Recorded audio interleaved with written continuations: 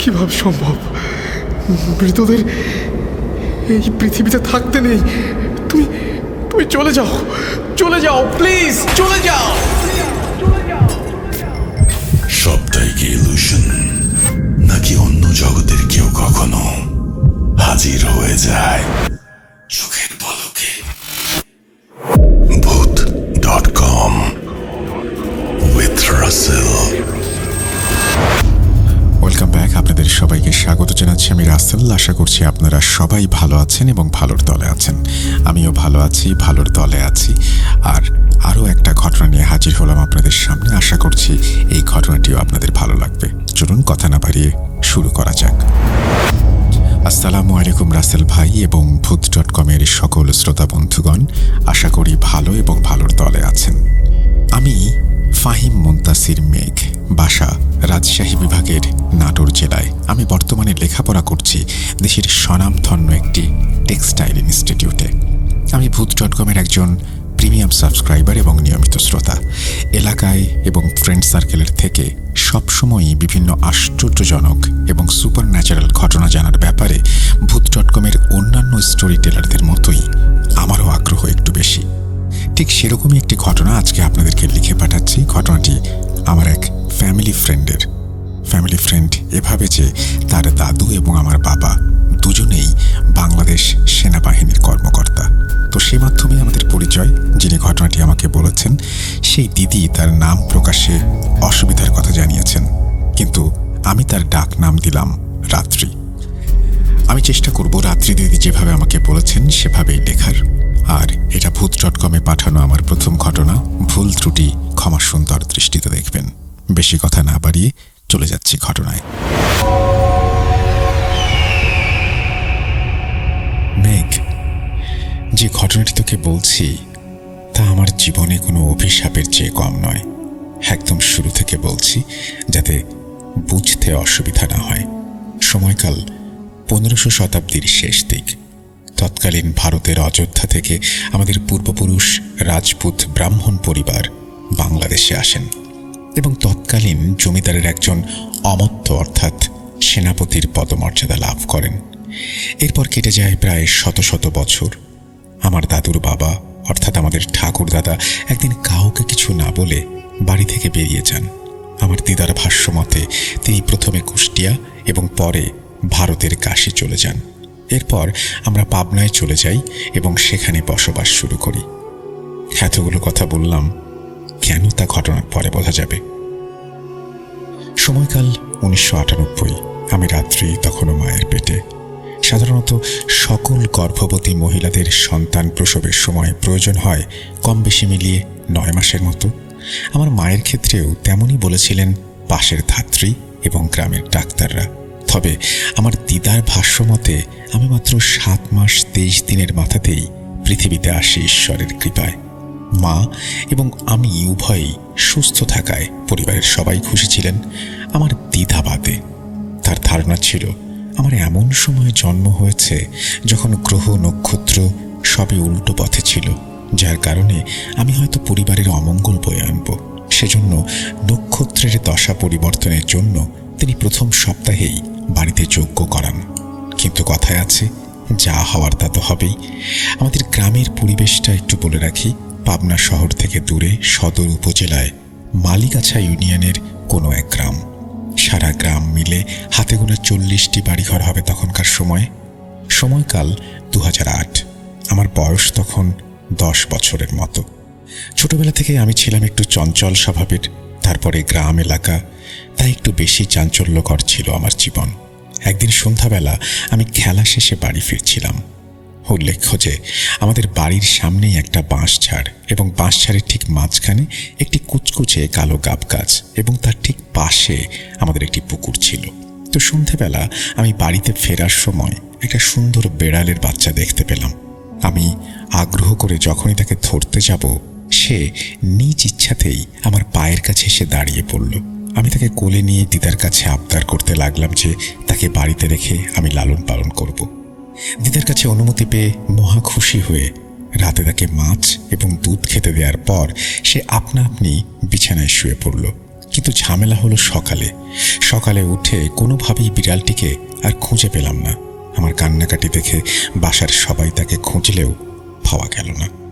বিকেলে আমি ছাদে গিয়ে সন্ধ্যা পর্যন্ত দোলনায় বসে রইলাম।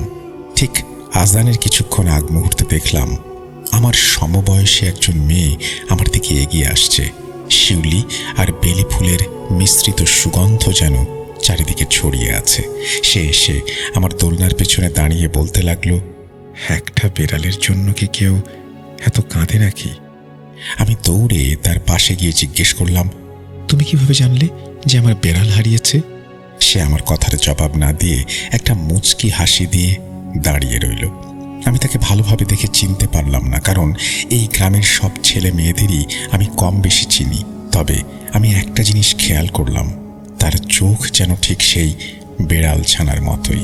আমি তাকে কিছু বলতে যাব, ঠিক সেই সময় আমার দিদা সন্ধ্যাবাতি নিয়ে ছাদে এসে আমাকে বকাবকি শুরু করলো যে এই সময়ে আমি এখানে কি করছি। আমি সব খুলে বললে দিদা আমার দিকে ভ্রু কুঁচকে তাকিয়ে বললেন, তুই গিয়ে ঠাকুর ঘরে প্রসাদ দেখ, আমি আসছি। এই বলে দিদা তাড়াহুড়ো করে নিচে চলে গেলেন। রাতে বাবা খেতে গেলে বেড়ালের কথা জিজ্ঞেস করলেন। আমি তাকে সব বলি। বাবা দিদির দিকে তাকিয়ে আমাকে বেশি বাইরে ঘুরতে নিষেধ করে চলে গেলেন। আমি রাতে ঘুমানোর পর রাত 3টার দিকে হঠাৎ জেগে উঠলাম। আমার এমন অবস্থা হলো যে আমি জেগেও নেই আবার ঘুমিয়েও নেই। ঠিক তেমন সময় আমি বুঝলাম কেউ আমাকে ডেকে ডেকে বলছে, তুমি বললে আমি আসব, আর না বললে চলে যাব। প্রায় 4 মিনিট পর আমি বিরক্ত হয়ে উঠে পড়লে দেখি সেই মেয়েটা আমার বিছানার পাশে দাঁড়িয়ে মুচকি মুচকি হাসছে। আমি ভয় আর বিরক্তির স্বরে বলে উঠলাম, তুমি এখানে কিভাবে? সে আমাকে বলল, কেন তুমি না কালকে আমাকে এত আদর করে বাড়িতে নিয়ে আসলে, যত্ন করলে? এ বলে সাথে সাথে সে বেড়ালে পরিণত হলো। তুমি বললে আমি আসব, আর না বললে চলে যাব। আমি এই ঘটনা দেখে চিৎকার দিতে যাব এমন সময় সে মানুষে পরিবর্তিত হলো। সে আমার কোনো ক্ষতি করবে না। এরপর সে কিছু একটা দিয়ে আমার দিকে বাতাসের দোলা দিয়ে সাদা ধোঁয়ার মতো মিলিয়ে গেল। আমি সকালে উঠে কাউকে কিছু না বলে ঠাকুর ঘরে থাকা গঙ্গা জল নিজের উপরে ছিটিয়ে ছাদে গিয়ে ভাবতে লাগলাম যে কালকে যেটা হলো সেটা কি স্বপ্ন নাকি আসলেও হয়েছিল। আমি সিদ্ধান্ত নিলাম যে যা কিছুই হোক না কেন আজকে আর ভয় পাব না, তার সাথে কথা বলতেই হবে। কিন্তু সেদিন দিদা আমাকে ডেকে নিজের কাছে ঘুমাতে বলায় আমার মনটা কিছুটা খারাপ হয়ে গেল। সেদিন রাতে আমি যে কয়বারই পাশ ফিরে দেখেছি ততবারই দেখি দিদা জেগে আছেন, হাতে কালো কি যেন একটা ধরে বিড়বিড় করে জপ করছেন। আমার দিদা ছিলেন অত্যন্ত ধার্মিক। তিনি আমাকে অনেক ধর্মীয় রীতিনীতি শিখিয়েছিলেন, যার ফলে আমি হরিনাম থেকে শুরু করে বেশ কয়েকটা শ্লোক পর্যন্ত শিখেছিলাম। যেজন্য তার জপ শুনেই বুঝলাম যে তিনি ধর্মীয় কিছু জপ করছেন। তো সেদিন রাতে আমি ঘুমিয়ে যাই এবং সকালে ভোরে আমার নাকে আবারও সেই বেলি এবং শিউলি ফুলের মিশ্রিত গন্ধ ভেসে আসে। আমি চোখ খুলতেই দেখি সেই মেয়েটি আমার সামনে বসে আছে। আমাকে দেখে সে বলল, তোমার দিদা ভেবেছে আমি তোমার ক্ষতি করব, সেজন্য তোমাকে সারা রাত পাহারায় রেখেছেন। কিন্তু আমি তোমার কোনো ক্ষতি করতে চাইলে অনেক আগেই করতাম। সে বলল তার নাম ইয়াসমিন এবং সে তার মা বাবার সাথে অনেক দিন যাবৎ আমাদের সাথে আছে। আমি আরও জানতে চাইলে সে বলল তার পক্ষে এখন শুধু এতটুকুই বলা সম্ভব, সময় হলে আমি নাকি নিজেই সব জানতে পারবো। এখন সে আমার থেকে শুধু জানতে এসেছে যে আমি তার সাথে থাকতে চাই কিনা, আমি তাকে থাকতে বলবো নাকি চলে যেতে বলবো। সে আমার দিকে এমন মায়াবী ভঙ্গিতে চেয়ে রইল যে আমি কোনোভাবেই না বলতে পারলাম না। এরপর সে খুশিতে আমার হাত ধরে একটু উঁচু করে একটু নিচে নামিয়ে দিল। এরপর দিদা আসার শব্দ পেলে সে আগের রাতের মতো ধোঁয়ায় মিলিয়ে গেল। এভাবে ইয়াসমিন মাসে প্রায় 2 দিন আমার সাথে দেখা করতই। তার থেকে আমি তাদের সম্পর্কে অনেক কিছুই জানতে পারি, তাদের বসবাস, আচার, স্থান, ধর্ম, পছন্দ অপছন্দ ইত্যাদি। আমি মাঝে মাঝে ইয়াসমিনকে জিজ্ঞেস করতাম যে মুসলমান হয়ে সে কেন আমার সাথে রয়েছে। প্রতিবার সে একই উত্তর দিত যে সময় হলে আমি নিজেই সব জানতে পারবো। আস্তে আস্তে আমার লেখাপড়া বাড়তে লাগলো। বাবা আমাকে রাজশাহীতে আমার পিসির কাছে পাঠিয়ে দেন। আমিও ইয়াসমিনকে বলে আসি যে আমি রাজশাহীতে যাচ্ছি, কিছুদিন পর ফিরব। আমার অনুপস্থিতিতে যেন পাগল হয়ে আমার দিদাকে জ্বালাতন না করে। সে বাচ্চাদের মতোই একটা হাসি দিয়ে আমাকে বিদায় জানিয়ে চলে গেল। বিশ্বাস করেন, এতক্ষণ পর্যন্ত রাত্রিদির মুখে একটা আনন্দের হাসি ছিল, কিন্তু ঘটনার এই প্রান্তে এসে তার মুখের হাসিটা বিলীন হয়ে গেল। এক গ্লাস পানি খেয়ে আবার বলতে শুরু করলো, আমার এসএসসি পরীক্ষাতে ভালো নম্বর থাকায় বাবা ঠিক করলেন যে আমাকে রাজশাহীতেই পড়াবেন।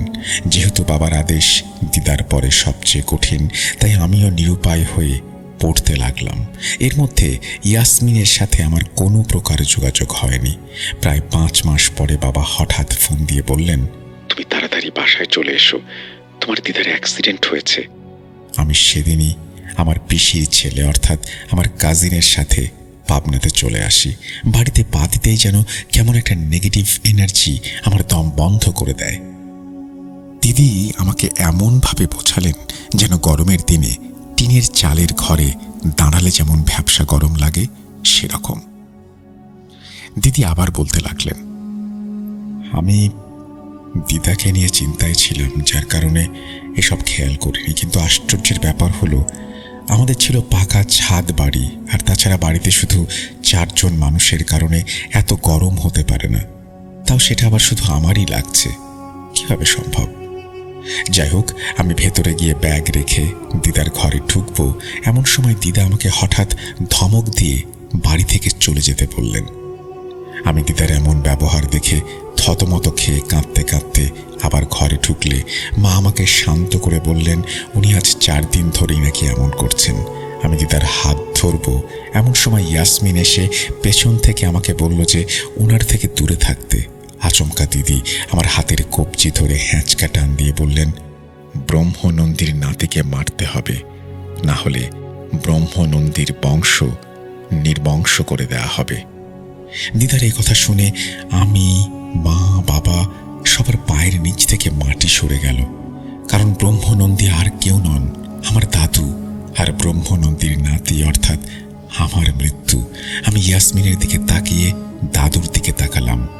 ইয়াসমিন তার পেছন থেকে কিসের যেন একটা পাতার ওপর খোদাই করা একটা লেখা পড়ে আমার দিদার কপালে ফু দিল। দিদার শরীরের ভেতরে থাকা যেন কালো কোনো একটা জিনিস বেরিয়ে যাবার জন্য ছুটোছুটি করতে লাগলো। আর সাথে সে কি চিৎকার, আমাকে ছেড়ে দে, তোরা কিচ্ছু করতে পারবি না, সে আমাকে আদেশ দিয়েছে, আমি তাকে নিয়েই যাব। অবশেষে দিদা বমি করলে তার মুখ থেকে কার্বনের ধোঁয়ার মতো একটি জিনিস ইয়াসমিনকে ধাক্কা দিয়ে চলে গেল, যা কেবল আমি দেখতে পেলাম। এরপর দিদাকে আমরা গাড়িতে উঠিয়ে পাবনা সদর হাসপাতালে ভর্তি করাই। আমি দিদাকে দেখে তার ব্যবহারে যতটা অবাক হয়েছিলাম, তার চেয়ে বেশি অবাক হই এটা ভেবে যে একজন মানুষ যে সারা গ্রামবাসীকে এক ধমকে চুপ করিয়ে দিত, সে আজকে হাতে ব্লেডের ছোট্ট একটা কাঠের চেয়েও কম ক্ষতর জন্য বিছানা থেকে উঠতে পারছে না। এটা কিভাবে সম্ভব? যাই হোক, ডাক্তার বাবার পরিচিত হওয়ায় তার বিশেষ অনুরোধে তাকে হাসপাতালে রেখেই কম্পালসারি বেড রেস্ট দেয়া হয় এবং সেখান থেকে 2 দিন দিদার অ্যাক্সিডেন্ট হওয়া স্থানে ড্রেসিং করিয়ে ডিসচার্জ করা হয়। আমি 2 দিন হাসপাতালে থাকার কারণে ইয়াসমিনের সাথে কোনোভাবেই কথা বলার সুযোগ পাইনি। সেজন্য বাসায় ফিরেই আমি ছাদে চলে যাই এবং ইয়াসমিনকে মনে মনে স্মরণ করি, তার জন্য অপেক্ষা করতে থাকি।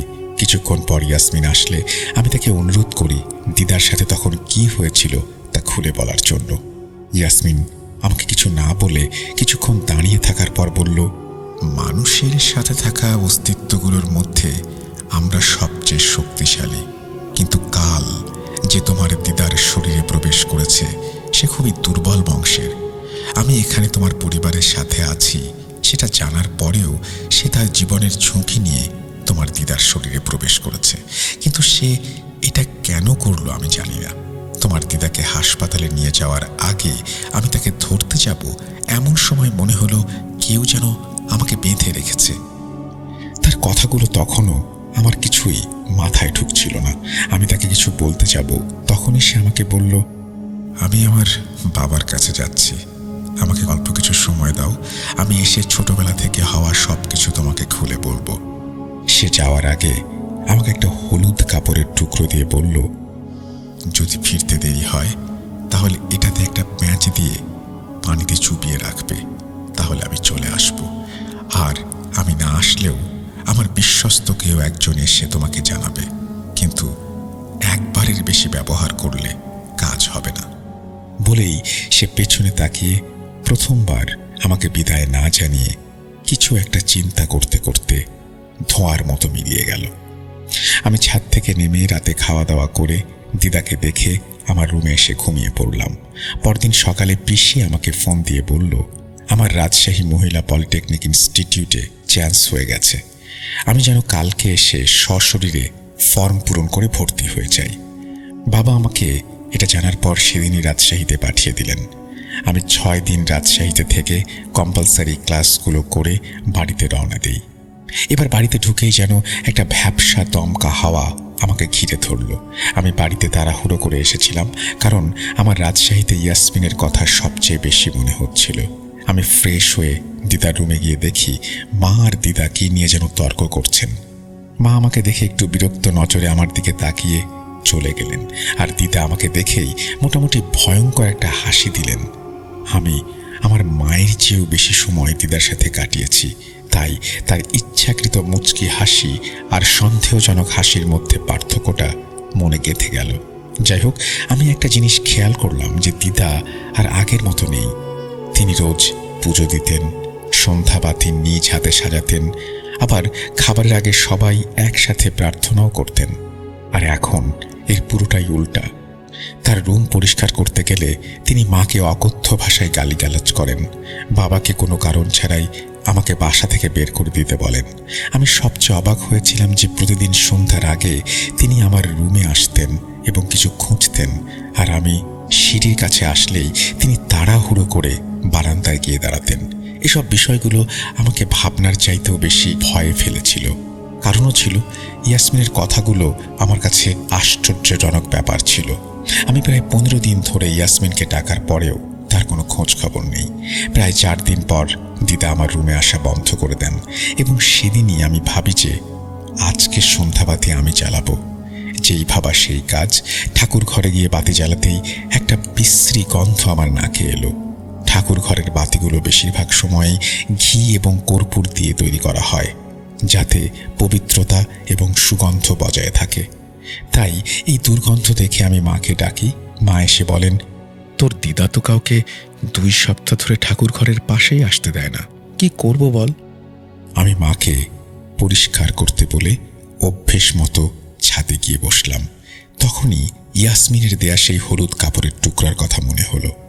ডিসাইড করলাম কাল শুক্রবারেই সেটা ব্যবহার করব। একথা ভেবেই আমি ছাদ থেকে নামতে যাব, তখনই সিঁড়িতে থাকা একটি পিনে আমার পা কেটে যায় এবং আমি কোনোভাবে আমার রুমে এসে ঘুমিয়ে পড়ি। রাতে আমি একটি স্বপ্ন দেখি, যেখানে আমার দিদা সিঁড়িতে দাঁড়িয়ে আমার রক্ত পড়ছিল যেখান থেকে, সেই ক্ষতস্থানটা চেটে খাচ্ছেন। গা হিম করার মতো একটা দৃশ্য। আমি যেন স্বপ্নের মধ্যেই ঘামতে থাকি। এক সময় আমি স্বপ্নে আমার রুম থেকে বেরিয়ে দিদার পেছনে দাঁড়াই। দিদা বুঝতে পেরে পেছন থেকেই মাথাটা ঘুরিয়ে আমার দিকে বলেন, ব্রহ্মনন্দীর নাতির মরতেই হবে। আমি লক্ষ্য করলাম তার মুখে যেন অন্ধকার, আর সেখান থেকে বেরিয়ে আসছে সেই ঠাকুর ঘরের বিচ্ছিরি গন্ধ। আমি সেখান থেকে পালাতে যাব, তখন দিদা একটি কালো সাপের রূপ নিয়ে আমার দিকে তেড়ে আসলো। সাপটি আমার পায়ে ঠিক যে জায়গায় পিন ঢুকে রক্ত বেরোচ্ছিল সেখানেই কামড় দিল। দ্বিতীয়বার যেন সে আগে থেকে আরো বড় হয়ে কামড়াতে আসবে, ঠিক সেই সময় পেছন থেকে 2জন সাদা গাউন পরা পুরুষ এবং মহিলা এসে 2টি লাঠি দিয়ে সাপটির মাথায় এবং লেজে বাড়ি মেরে তাকে হত্যা করল। সাপটিকে মেরে তারা আমার দিকে এসে বলল, আমাদের ক্ষমা করো। আমি তাদের কিছু বলতে যাব, পারলাম না, কারণ ঠিক তখনই আমার তন্দ্রা ভেঙে গেল। আমি অনুভব করলাম আমার সম্পূর্ণ শরীর বিশাল ভার এবং আমি ঘেমে একাকার হয়ে যাচ্ছি, কিন্তু শরীরের কোনো অংশই আমি নাড়াতে পারছি না, যাকে বলে বোবায় ধরা বা স্লিপ প্যারালাইসিস। আমি মনে মনে ভগবানের কাছে প্রার্থনা করতে লাগলাম। ঠিক সেই সময় বাইরে থেকে স্থানীয় মসজিদে আজান হতে লাগলো, আর ধীরে ধীরে আমার শরীর পুনরায় সতেজ হতে লাগলো। আমি সকালে তাড়াতাড়ি উঠে স্নান সেরে মাকে ডেকে সব ঘটনা খুলে বললাম। তখন সূর্য পূর্ব আকাশে কিছুক্ষণ ধরে উঠেছে। ঠিক তখনই দিদার রুম থেকে জোরে আওয়াজ আসলো। আমি আর মা দৌড়ে গেলাম ঘরে। গিয়ে দেখি বাবা দিদার হাত ধরে কান্নাকাটি করছেন, আর দিদা বাবাকে বলছেন, আমার হাতে সময় নেই, ওকে তাড়াতাড়ি ডাকো। শত চেষ্টা করেও যেন দিদা আমার নামটা মুখে আনতে পারল না। আমাকে দেখেই দিদা বলল অনেকটা করুণার সুরে, তোমরা দূরে গিয়ে দাঁড়াও, আমাকে আর মামুনিকে একা থাকতে দাও। বাবা কিছুতেই যাবেন না। দিদা তার শরীরের সমস্ত শক্তি প্রয়োগ করে বাবাকে ধমক দিয়ে বললেন, অনির্বাণ, আমি বলছি আমাকে আর মামুনিকে একা থাকতে দে, তুই কি আমার কথা শুনতে পাচ্ছিস না? দিদা এমনভাবে কথাটা বললেন, বাবা কাঁদতে কাঁদতে রুম থেকে বেরিয়ে বাইরে দাঁড়িয়ে আবারও কাঁদতে লাগলেন। দিদা আমার হাত ধরে বললেন, দিদি ভাই, আমাকে ক্ষমা করে দিও, এসব আমার জন্যই হচ্ছে। আমি যদি তাকে বলার সুযোগ দিতাম। দিদা কাশি দিয়ে আবার বললেন, মানুষ বড় বোকা, আর ভরসা করতে হবে কাকে, দেরিতে বোঝে। আমি দিদাকে চুপ করাতে যাব, কিন্তু দিদা বলতে লাগলেন, আমি চলে যাচ্ছি দিদি ভাই, আর তাদের বলো আমার ভুলের প্রায়শ্চিত্ত আমার জীবন দিয়ে করে গেলাম। এ কথা বলেই দিদার শরীরটা একটা কাঁপুনি দিয়ে নিস্তেজ হয়ে যায়। আমি দিদার হাত তখনও আমার গালে অনুভব করছিলাম। হঠাৎ করে যেন পুরো পৃথিবীটা নিস্তেজ হয়ে গেল। আমি সেভাবেই দিদার পাশে বসে রইলাম। পাশে মায়ের চিৎকার শুনে বাবাও রুমে এসে মাকে বলেন আমাকে নিয়ে যেতে। বিকেলের মধ্যে দিদার শেষ কাজ সম্পন্ন হলো। দিদার এভাবে আকস্মিক চলে যাওয়াটা আমাদের জন্য যেমন কষ্টকর ছিল, তেমনি ছিল আশ্চর্যজনক। আর দিদার শেষ সময়ে বলে যাওয়া কথাগুলো আমি তখনও বুঝতে পারছিলাম না, কিন্তু সবাইকে অবাক করে দিয়ে বাবা পরদিন এক জটাধারী তান্ত্রিককে নিয়ে আসেন। তান্ত্রিকটার থাকার ব্যবস্থা করে আমার দিকে তাকিয়ে বলেন, এভাবে হবে না, যজ্ঞ করাতে হবে, যজ্ঞ, আর তুই হবি যজ্ঞের আহ্বানকারী। আমি অবাক হয়ে দাঁড়িয়ে রইলাম। বাবা আমার দিকে রাগী দৃষ্টিতে তাকিয়ে রইলেন। এরপর সেই তান্ত্রিককে নিয়ে আলোচনা করতে লাগলেন। পরদিন সকালে মা আমাকে ডেকে নতুন শাড়ি দিয়ে আমাকে প্রস্তুত হতে বললেন। আমি দেখি আমাদের সম্পূর্ণ বাড়ি বন্ধ, দরজা জানালা বন্ধ, সম্পূর্ণ বাড়িতে সিঁদুর আর লবণ ছেটানো। আমি বাবাকে জিজ্ঞেস করলাম, এসব কি হচ্ছে? কিন্তু তিনি কিছুই বললেন না।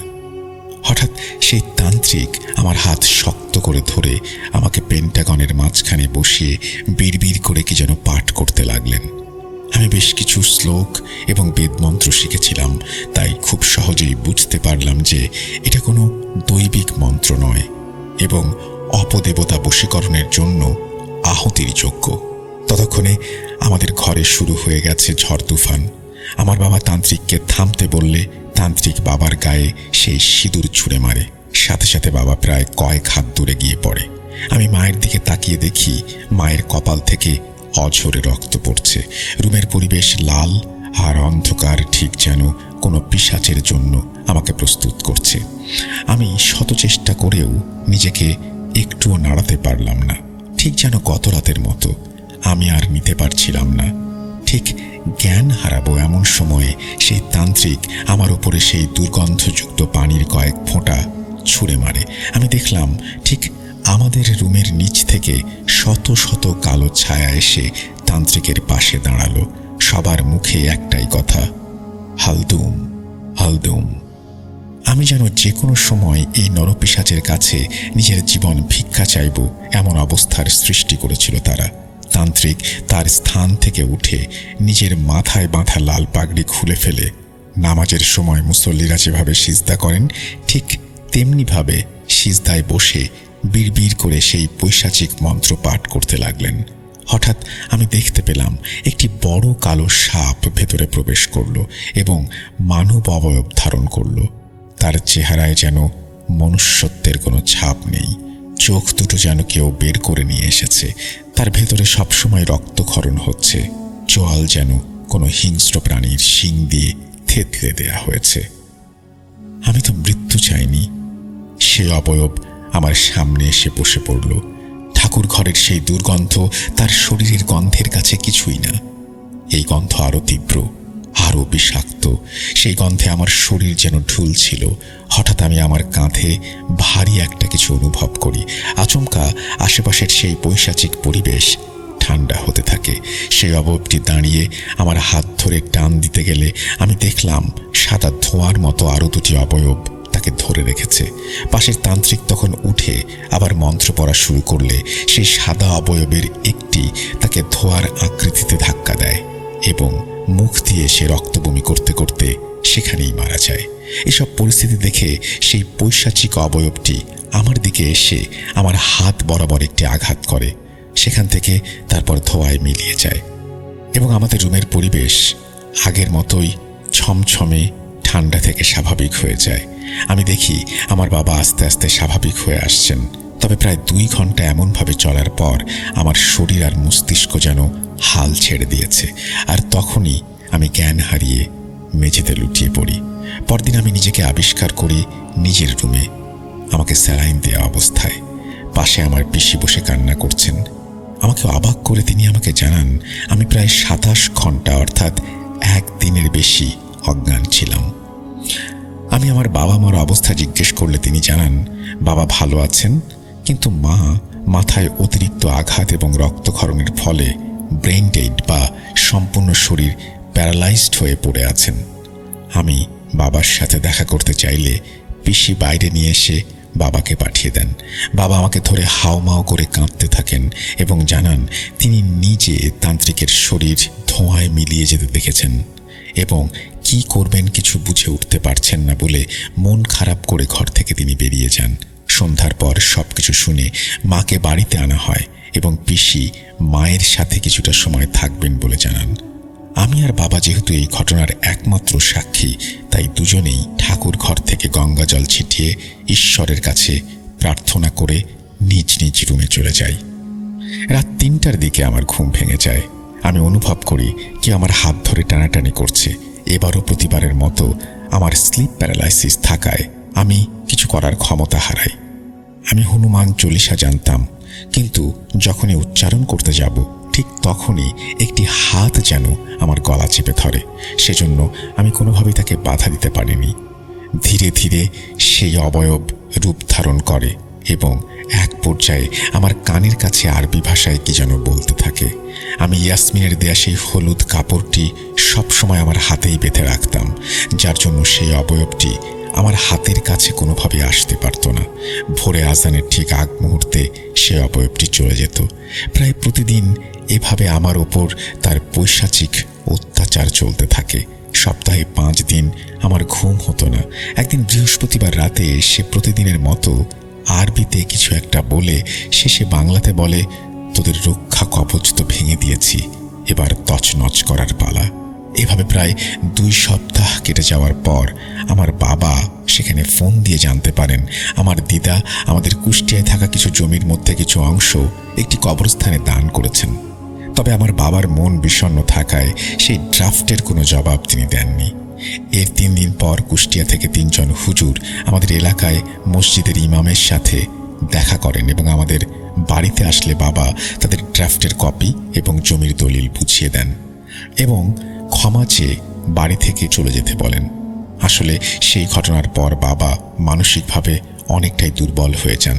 ইমাম সাহেব বাড়িতে ঢোকার পরই খারাপ কিছুর আভাস পেয়েছিলেন, সেজন্য বারবারই কোনো সমস্যা আছে কিনা তা জিজ্ঞেস করেছিলেন। বাবার ব্যবহার এবং অনাগ্রহ দেখে সাথে থাকা কিছু লোকেরা হুজুরকে চলে আসতে বললে হুজুর শেষবার বাবাকে অনুরোধ করে বলেন যে, অনির্বাণ সাহেব, আমি অন্য ধর্মের লোক। আমার কাছে হয়তো বলতে আপনার সমস্যা হচ্ছে, কিন্তু বহু বছর ধরে আমরা এই গ্রামে থাকি। অন্যান্যদের চাইতে আপনি এবং আপনার পরিবার গ্রাম ও গ্রামের মানুষদের অনেক বেশি সহায়তা করেছেন। আপনার মাকে আমরা চাচি বলে ডাকতাম, আপনাকে নিজের ভাই মনে করি। কোনো সমস্যা যদি থাকে বলেন, আমরা যথাসাধ্য চেষ্টা করব। বাবা হুজুরের দিকে তাকিয়ে বললেন, পারবেন না সিদ্দিক সাহেব, সমস্যাটা একটু বেশি ঝামেলার। হুজুর তার সাথে আসা লোকদের মসজিদে অপেক্ষা করতে বললে তারা চলে যায়। বাবা হুজুরকে তার জানা সবকিছু খুলে বলেন। হুজুর অনেকক্ষণ চুপ থেকে আমাকে ডেকে বলতে যাবেন, তোমার দিদা তো। ঠিক তখনই বিকেলের আজান হয়ে যায়। তাই হুজুর বিদায় নেন এবং সন্ধ্যায় আসার প্রতিশ্রুতি দেন। তবে সন্ধ্যার পর থেকে বৃষ্টি শুরু হওয়ার জন্য হুজুর আসতে পারেন না। তবে সেদিন রাতে সেই অবয়বটি আমার উপরে চরম ক্ষিপ্ত হয় এবং বলতে থাকে, বাড়িতে হুজুর এনেছিস, কিছুই করতে পারবে না। তার পরদিন সকালে গ্রামে হট্টগোল হয়ে যায়, কারণ আমার ছোট দাদু আকস্মিকভাবে নদীতে ডুবে মারা যান। কিন্তু আমরা সবাই অবাক হই যে তার তো জলাতঙ্ক ছিল, তিনি পানির কাছে ভুলেও যেতেন না, তাহলে তিনি নদীতে ডুবে মরলেন কিভাবে?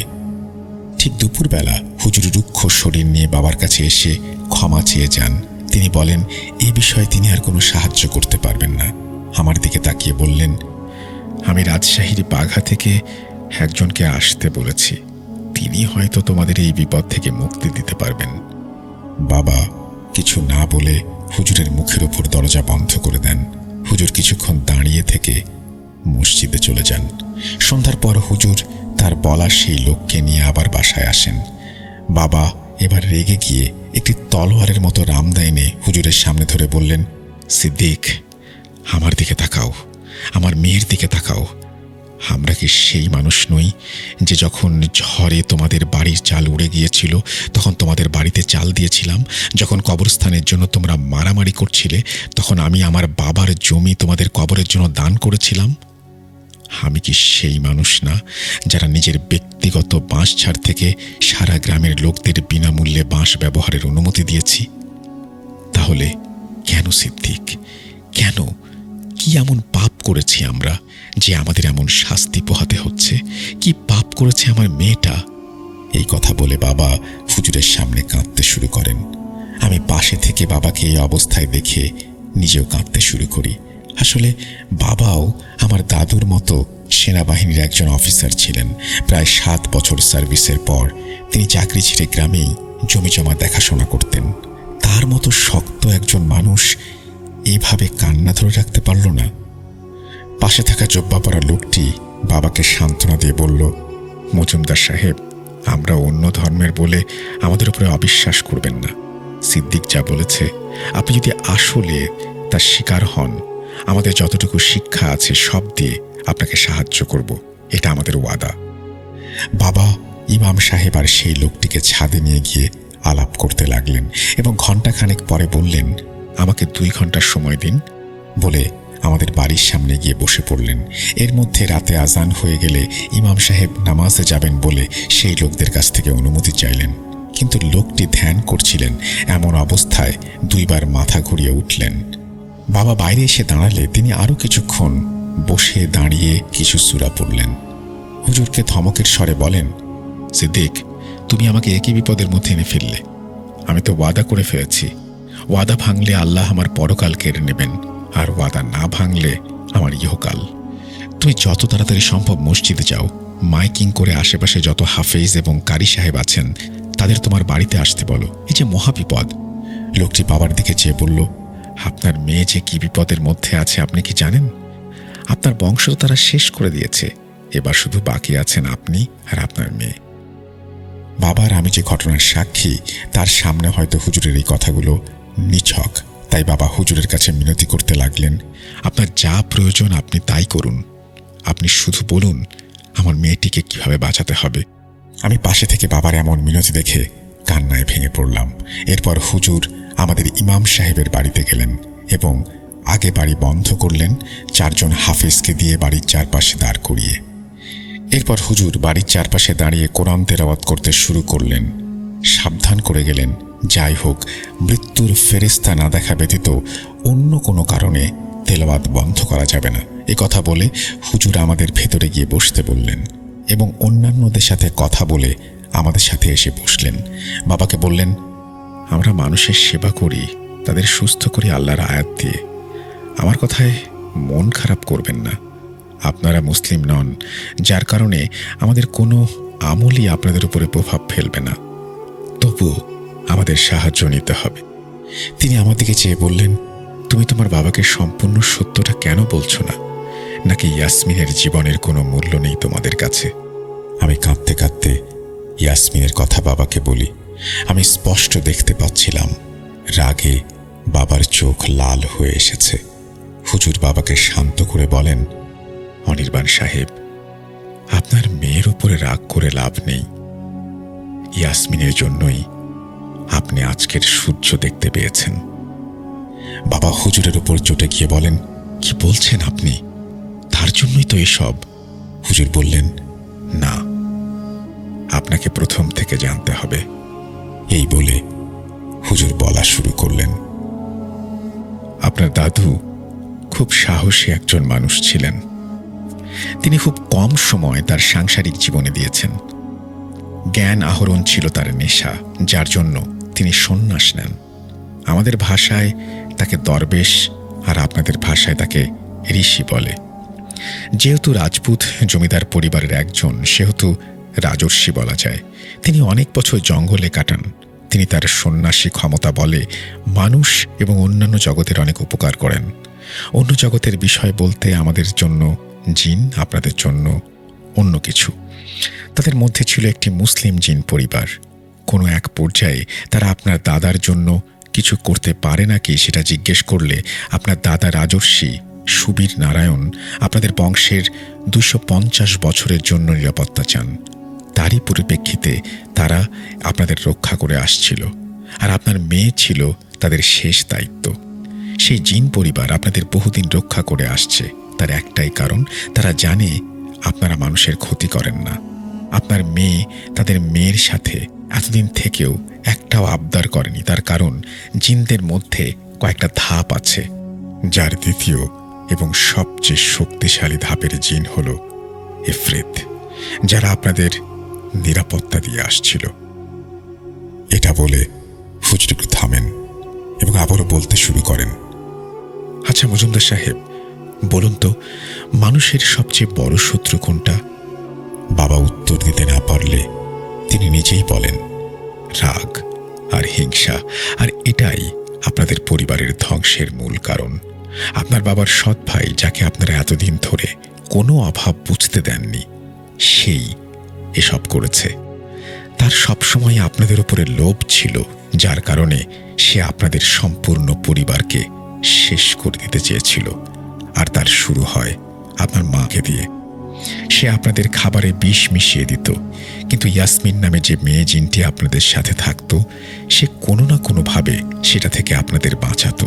কিন্তু আপনাদের মেয়ের সাথে পরিচয় হওয়ার পর আপনার মা মনে করে বসেন ইয়াসমিন আপনাদের ক্ষতি করার জন্য আপনার মেয়ের পিছু নিয়েছে।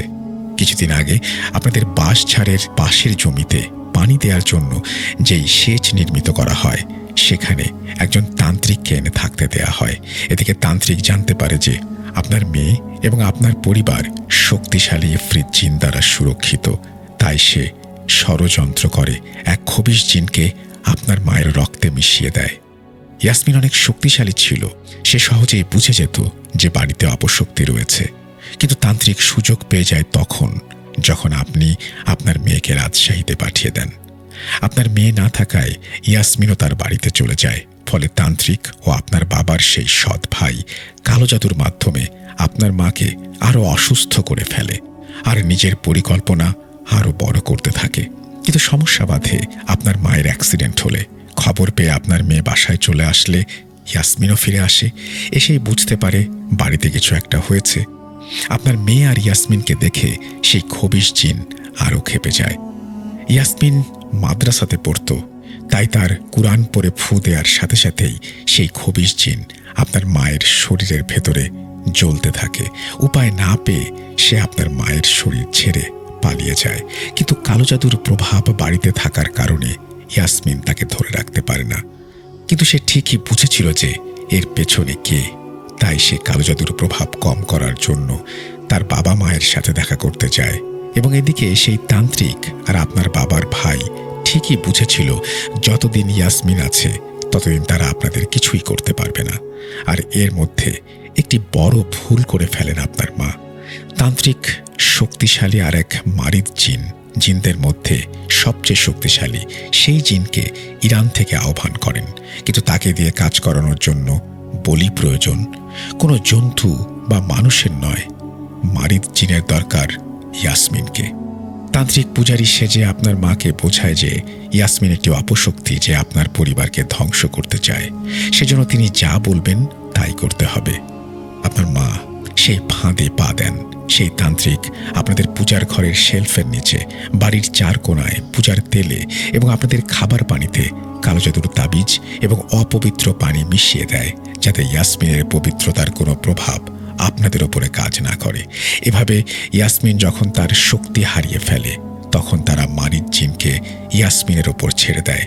বলি পেয়ে সেই পিশাচ নরখাদক আরও হিংস্র হয়ে ওঠে। আপনার মায়ের নির্বুদ্ধিতার কারণে ইয়াসমিন সেই পিশাচের কাছে হার মেনে মৃত্যুবরণ করে। এর ফল থেকে আপনার মাও অবশ্য রেহাই পাননি।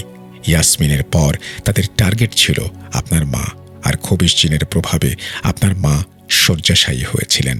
পরিবারের উপরে আগত সংকট দেখে তিনি আপনার মেয়েকে সব বলে দিতে চেয়েছিলেন, কিন্তু কালো জাদুর প্রভাব থাকায় কোনোভাবেই সেই কথা তিনি মুখে আনতে পারেননি। ইয়াসমিনের এই ঘটনা শুনে আমি নিজেকে আর ধরে রাখতে পারছিলাম না। বারবার মনে হচ্ছিল কেন আমি না, ইয়াসমিনই মারা গেল। ঝামেলা শুরু হয় যখন আপনার মেয়ে আবারও ফিরে আসে। সে প্রতিদিন ইয়াসমিনের জন্য ছাদে অপেক্ষা করত, আর সেখান থেকেই আপনার মেয়েকে পছন্দ করে ফেলে সেই মারিদ জিন। এদিকে তান্ত্রিকের পরিকল্পনা ছিল আপনার মেয়েকে দিয়ে মারিদ নামক জিনকে নিজের বশে রাখবে। কিন্তু সৃষ্টির নিয়মের বিরুদ্ধে কিছু হলে সেখানে আযাব আসে। তান্ত্রিক সেদিন সেই পূজারীর বেশে আপনাদের বাসায় ঢোকে, আর সেদিন সেখানে কোনো যজ্ঞ আপনারা করাননি। আপনারা করিয়েছেন মানুষ আর জিনদের সবচেয়ে আরাধ্য শ্রেণীর জিনের বিয়ে। ইয়াসমিনের বাবা মা তাদের মেয়ের মৃত্যুতে আপনাদের উপর অনেক রেগে ছিল, কিন্তু তারা আপনার পূর্বপুরুষের কাছে ওয়াদাবদ্ধ। তাই সেদিন বিয়েতে বাধা দিলে তান্ত্রিক তাদের মন্ত্র প্রয়োগে আটকে রাখে। কিন্তু আপনার মেয়ের এই অবস্থা দেখে তাদেরও ইয়াসমিনের কথা মনে পড়ে যায়। তাই তারা অনেক কষ্টে কোনোভাবে তান্ত্রিককে হত্যা করে এবং একটা বিপদ থেকে আপনাদের রক্ষা করে।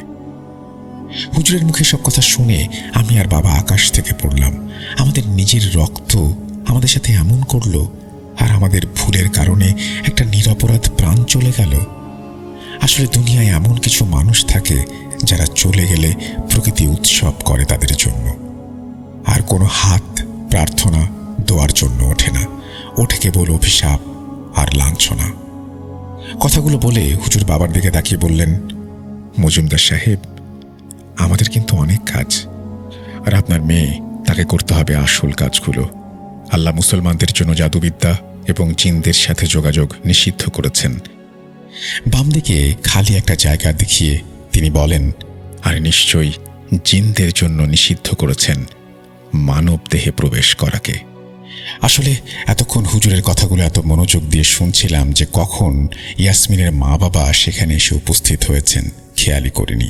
আমার দিকে তাকিয়ে হুজুর বলে ওঠেন, ইয়াসমিনের দেয়া সেই হলুদ কাপড় ব্যবহার করার সময় এসেছে, তুমি প্রস্তুত তো? বাবা একটু বিব্রত হয়ে জিজ্ঞেস করলেন, আর কি কোনো উপায় নেই এর থেকে বের হওয়ার? হুজুর বললেন, উপায় আছে, তবে তার জন্য আপনার আর আমাকে আমাদের ধর্মকে উপেক্ষা করতে হবে, যা আমরা কেউ চাই না। একথা বলে হুজুর বাইরে চলে গেলেন এবং পাশের রুমে সবাইকে ডেকে বিভিন্ন আয়াত এবং সূরা পাঠ করতে বললেন। ফিরে এসে তিনি আমার হাতে একটি তাবিজ বেঁধে দিলেন আর বললেন, আল্লাহ আমাকে এই পাপের জন্য ক্ষমা করুক। আমাকে এই নিষিদ্ধ কাজ করতে হচ্ছে কারণ আমার কাছে আর কোনো উপায় নেই।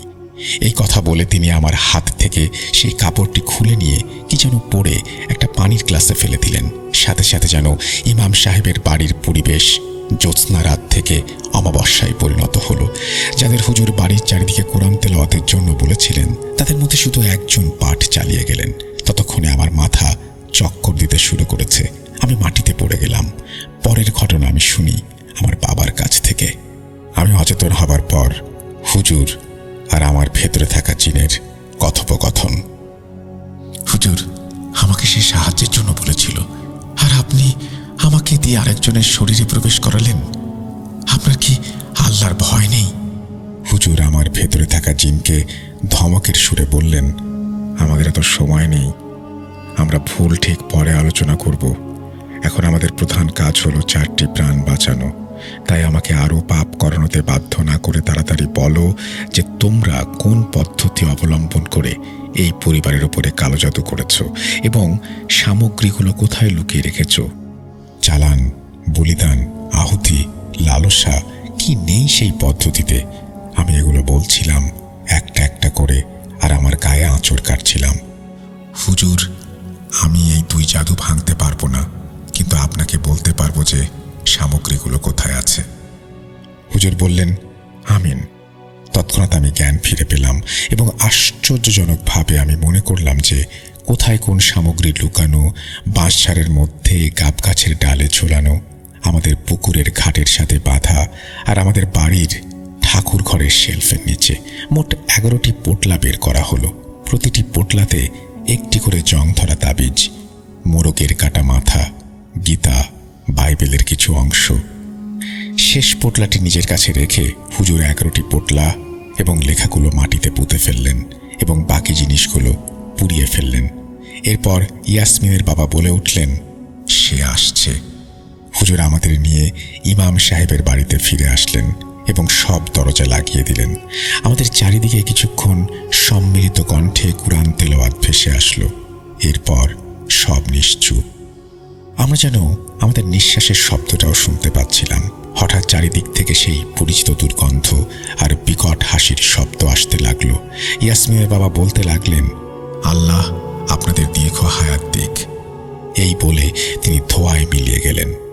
পাশে থেকে হুজুর তার শিষ্যদের জাগিয়ে বিশেষ কিছু আয়াত পড়তে লাগলেন এবং একটি মোমবাতি জ্বালিয়ে ইমাম সাহেবকে কি যেন দিয়ে আসতে বললেন। আর বাড়ির সামনে থেকে একটা আওয়াজ আসতে লাগলো, তোরা কেন আমাদের বাধা দিচ্ছিস? আমাদের আহ্বান করা হয়েছে, আমরা ওকে নিয়ে যাব। ইয়াসমিনের বাবার কণ্ঠটা যেন কিছুক্ষণ পরেই নিস্তেজ হয়ে আসলো। ইয়াসমিনের মা বিড়বিড় করে কি যেন পড়ছিলেন আর কান্না করছিলেন। দরজার বাইরে থেকে সেই পিশাচটা আমাদের নাম ধরে ডাকতে লাগলো। হঠাৎ ইমাম সাহেবের ঘরের চাল ভেদ করে সেই অবয়বটা আমাদের সামনে এসে দাঁড়িয়ে উদ্ভটভাবে হাসতে লাগলো আর আমাদের দিকে তাকিয়ে বলল, তোকে না বলেছিলাম এই মওলানার থেকে দূরে থাকতে? বলেই তার সেই বিকৃত মুখ থেকে বিভৎস এক চিৎকার জুড়ে দিল। লক্ষ্য করলাম আমার বাবার কান দিয়ে রক্ত পড়ছে। তিনি সেখানেই পড়ে রইলেন, ইমাম সাহেবের বাড়িতে, যেখানে কিছু মুহূর্ত আগেও পবিত্র কোরআন তেলাওয়াত চলছিল, সেখানে এখন মৃত্যু তাণ্ডব চলছে। হঠাৎ হুজুর তার মোমবাতি নিভিয়ে দিয়ে পাশের রুম থেকে পবিত্র পানি নিয়ে এসে তাতে কিছু আয়াত পড়ে ফু দিলেন এবং সেই পিশাচ রূপী অবয়বের দিকে ছুঁড়ে মারলেন। এদিকে ইয়াসমিনের মা বিড়বিড় করে কিছু একটা পড়ছিলেন। উর্দুতে বললেন, আমি আসমা বিনতে আব্দুল আজিজ জীবনে কোনো পাপ করিনি। আমি আমার বংশের সবচেয়ে প্রবীণ এবং শক্তিশালী পুরুষদের আহ্বান করছি। আমার আহ্বানের জবাব আমি ইহকালে আল্লাহর কাছ থেকে নেব। এ কথা বলে তিনি ধোঁয়ায় মিলিয়ে গেলেন। মুহূর্তের মধ্যেই 4টি সাদা ধোঁয়ার মতো সিংহ আকৃতির জীব সেই অবয়বের উপরে ঝাঁপিয়ে পড়ল। এদিকে ইমাম সাহেবও নানান রকম রিচুয়ালের মাধ্যমে সেই জিনটিকে একটা সময় পরাস্ত করতে সক্ষম হলেন। তবে তার আগে জিনটি মারাত্মকভাবে হুজুরকে জখম করে। একটা সময় দূর থেকে ভেসে আসে আজানের ধ্বনি। তখন ইমাম সাহেব পেছন থেকে এসে বললেন, হুজুর, আল্লাহ আপনার সহায় হোক। আজকে 28 জুন, পবিত্র রমজানের প্রথম দিন।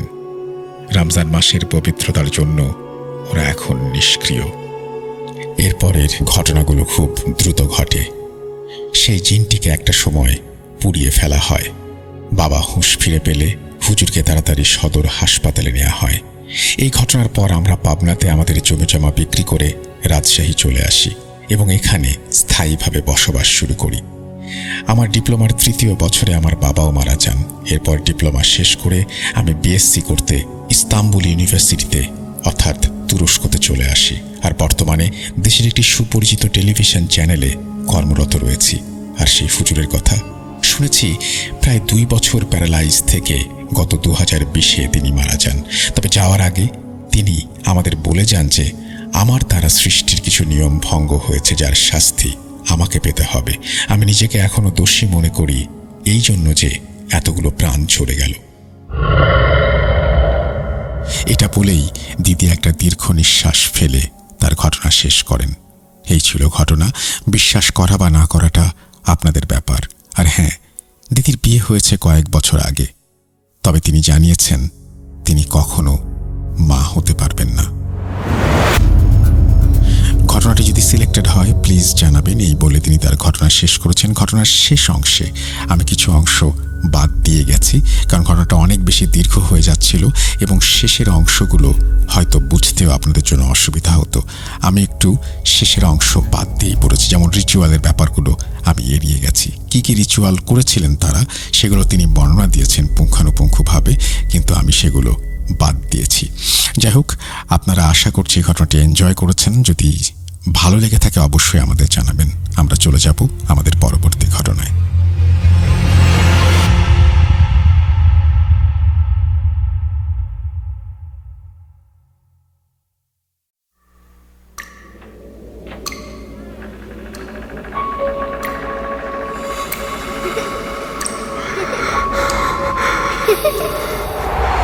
লুকোচুরি খেলবে? লুকোচুরি তুমি লুকাও, আমি ঠিকই তোমাকে খুঁজে পাবো।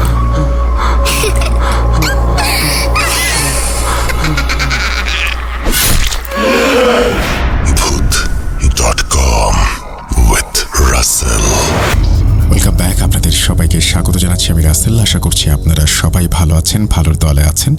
লম্বা একটা স্টোরির পরে এবারে চলে যাচ্ছি অডিও ক্লিপে। আশা করছি প্রথম থেকে শেষ পর্যন্ত আমাদেরকে শুনবেন এবং ভালো লাগবে প্রতিটা মুহূর্তেই, কারণ এই অডিও ক্লিপটি পাঠিয়েছেন আমাদেরকে সাবিত আলম। চলুন শুনে আসি তার কাছ থেকে তার ঘটনা।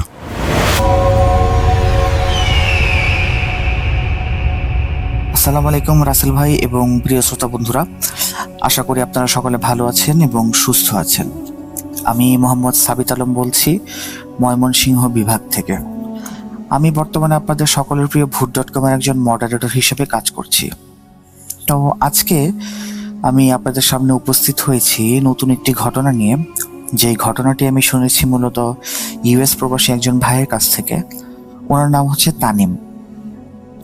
ঘটনাটা হবে 2007 থেকে 8 সালের ভেতরে। তো তানিম ভাই যেটা বলেন যে ওনার দাদা 1970s-এর দিক থেকেই হচ্ছে ওনারা ইউএসএ প্রবাসী হয়ে যান। তো ওনার বাবা হচ্ছে এরপরে ওখানেই ওনার জন্ম, কিন্তু বাংলাদেশে অনেকবার এসেছিলেন ওনারা। কিন্তু ওনার বাবা বিয়ে করেন একজন ব্রিটিশ নারীকে। তো বিয়ের কিছুদিন পরেই হচ্ছে মোটামুটি 1-2 বছর পরে তানিম ভাইয়ের জন্ম হয়। তো তানিম ভাইয়ের মা বাবা এবং তানিম ভাইয়ের মধ্যে একটা অদ্ভুত মিল ছিল। আসলে মিলটা হচ্ছে যে তানিম ভাইয়ের যেই মা আছেন উনি হচ্ছেন ওনার মা বাবার একমাত্র মেয়ে। তানিম ভাইয়ের বাবাও মা বাবার একমাত্র ছেলে এবং তানিম ভাই নিজেও মা বাবার একমাত্রই সন্তান। তো তানিম ভাইয়ের জন্মের 5 বছর পরে তানিম ভাইয়ের বাবার ইন্তেকাল হয়ে যায় এবং এরপরে হচ্ছে মোটামুটি ওনার দেখাশোনা ওনার নানাই করতেন। ওনার নানা হচ্ছে কখনোই মানে এমন কোনো কিছু করতেন না যে হিসেবে আসলে মানে তাদের কোনো কমতি রাখতেন না উনি। আসলে তানিম ভাইয়ের নানাই সবসময় তানিম ভাইদের বাসায় আসতেন, কিন্তু তানিম ভাই কখনো নিজের নানার বাসায় যাননি। তো ওনার হচ্ছে বয়স যখন 15 বছর তখন তানিম ভাইয়ের মায়েরও মৃত্যু হয়ে যায়, উনিও ইন্তেকাল করেন। এরপরে হচ্ছে মোটামুটি তানিম ভাইয়ের নানার সাথেও ওনার যোগাযোগটা ওরকমভাবে থাকে না। তো এরপর আস্তে আস্তে মোটামুটি 5-6 বছর পার হওয়ার পরে তানিম ভাই তখন হচ্ছে ইউনিভার্সিটিতে পড়াশোনা করছেন এবং সাথে কিছু পার্ট টাইম জব করতে করতে উনি একটা ছোট্ট অ্যাপার্টমেন্টে একা একাই বসবাস করতে শুরু করেন। নানার সাথেও কোনো যোগাযোগ নেই বা হচ্ছে ওখানে তেমন আর কোনো আত্মীয় স্বজনের নেই। তানিম ভাই মোটামুটি একাই ওনার জীবনটা সেখানে গুছিয়ে নিচ্ছিলেন। তো একটা দিন উনি হচ্ছে ইউনিভার্সিটি থেকে যখন বাসায় আসেন, তো তখন উনি ওনার ল্যান্ডলাইনে কিছু কল পান, কিন্তু উনি কলগুলি আর ধরেন না। এরপরে উনি হচ্ছে ভয়েস মেইলগুলি যখন চেক করেন, রাতের বেলা চিন্তা করছিলেন যে আচ্ছা ঠিক আছে, দিনে তো সারাদিন অনেকগুলো কল আসছে, তো let's check the voice mails. তো উনি যখন ভয়েস মেইলগুলি চেক করতে গেলেন, তখন শুনতে পেলেন কি যে ওনাকে একজন উকিল ভয়েস মেইল করেছেন এই বলে যে ওনার নানা গতকালকে রাতের বেলা ইন্তেকাল করেছেন। তো এখানে আসলে বলে রাখা ভালো একটা জিনিস যে তানিম ভাইয়ের বাবা ছিলেন মুসলমান এবং তানিম ভাইয়ের মা ছিলেন খ্রিস্টান, কিন্তু তানিম ভাই হচ্ছেন বাই চয়েস একজন মুসলিম। ওনার মা খ্রিস্টান হলেও কখনোই ওনাকে জোর জবরদস্তি করেন নাই ধর্ম নিয়ে, মানে বাড়াবাড়ির কোনো কিছু একটার। উনি কখনো বলেননি যে না তোমাকে খ্রিস্টান ধর্ম মানতে হবে, না হলে বাসায় থাকতে পারবা না, বা হচ্ছে নাহলে কথা বলবো না, এরকম কিচ্ছু না। ওনার মা সবসময় এই জিনিসের সাথে ফ্লেক্সিবল ছিলেন যে তোমার যে ধর্ম হচ্ছে সত্যি মনে হবে বা তুমি যে ধর্মের প্রতি অনুরাগী থাকবা তুমি সেটাই মানতে পারো। তো তানিম ভাই হচ্ছেন ইসলাম ধর্মের প্রতি অনুরাগী ছিলেন, এই কারণে হচ্ছে উনি বাই চয়েস, এই কারণেই বলা যে উনি নিজের ইচ্ছায় ইসলাম ধর্মে দীক্ষিত হন। কারণ বই, বিভিন্ন ধরনের ইসলামিক বই বা হচ্ছে আলেমদের সাথে কথা বলে কোরআন শরীফ পড়ে উনি ইসলামের প্রতি আকৃষ্ট হন। তো উনি যখন শুনলেন যে হচ্ছে ওনার নানা মারা গেছেন, তখন উনি এর পরদিন হচ্ছে নানার যেই জায়গায় হচ্ছে নানা বসবাস করতেন সেখানে ওনার প্রথমবারের মতো যাওয়া হতো। তো উনি মানে জায়গাটা এত বেশি দূরে ছিল যে উনি যখন রওনা দিলেন, উনি রওনা দেন হচ্ছে দুপুর 12টার দিকে এবং পৌঁছান হচ্ছে মোটামুটি দুপুর 12টা না, উনি রওনা দেন রাতের 12টার দিকে এবং পৌঁছান পরের দিন সকাল 9টার দিকে। তো উনি সকাল 9টার দিকে যখন পৌঁছান, উকিলের সাথে ওনার আগেই কথা হয় যে ঘরের চাবি কোথায় থাকবে। তো উনি চিন্তা করতে করতে হচ্ছে একটা ছোট গাড়ি দিয়ে ঘরের কাছে যখন যাচ্ছিলেন, হঠাৎ করে উনি দূর থেকে একটা ঘর দেখে এত বেশি চমকে যান এবং এত অবাক হন।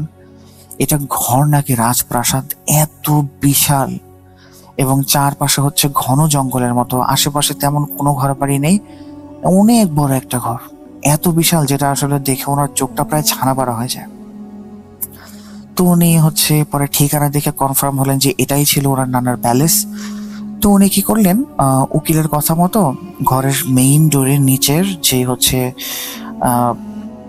ফ্লোরের মধ্যে যে থাকে পাপোশ, সেই পাপোশ থেকে হচ্ছে উনি পাপোশের নিচ থেকে চাবিটা খুঁজে পেলেন এবং সেই চাবিতে যখন দরজা খুলতে যান, দরজাটার তালা এত বড় আর ভারী যেটা খোলার সাথে সাথে মনে হচ্ছিল কি তালার শব্দে সারা প্যালেস যেন হচ্ছে মানে মুখরিত হয়ে গেছে, একেবারে সারা প্যালেসের মধ্যে ওটার প্রতিধ্বনি শোনা যাচ্ছিল।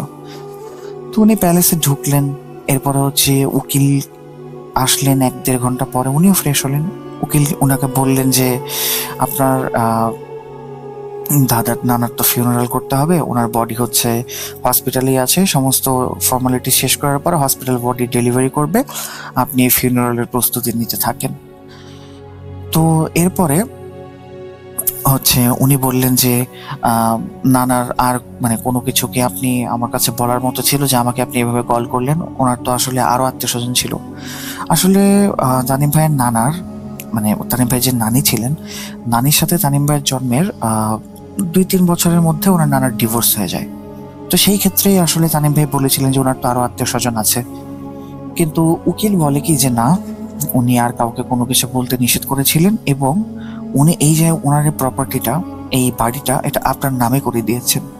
তো তানিম ভাইকে সেটা অবাক হয়ে যান যে আমার নামে কেন করলো, আমি তো ভাবছিলাম যে এই ঘরটা উনি ট্রাস্ট মানে বা হচ্ছে কোনো ডোনেশন বা ট্রাস্টে দিয়ে দিবেন, আমার নামে দিল কি কারণে, উনি ভাবছিলেন এটা।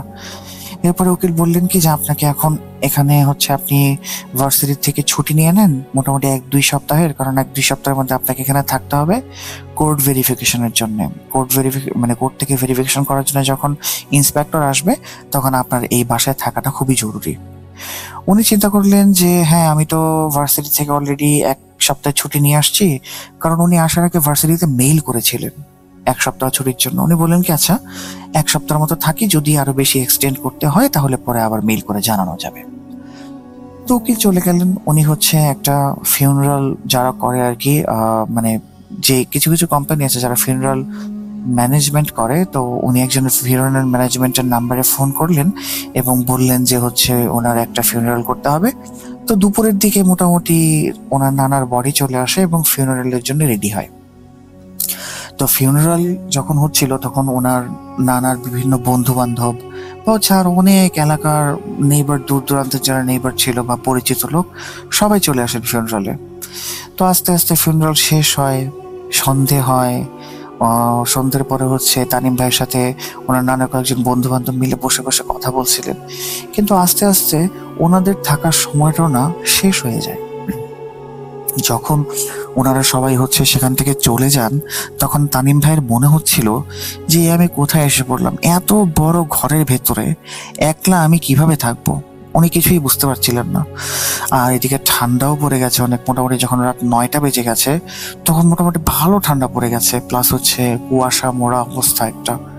উনি যখন ঘরের ভেতরে গেলেন, ঘরের হল রুমে গেলেন, তখন সেখানে দেখলেন কি একটা বড় ফায়ার প্লেস, যেখানে ওনার নানা আসলে অ্যাকচুয়ালি ফায়ার জ্বালাতেন যখন সোফাতে বসতেন।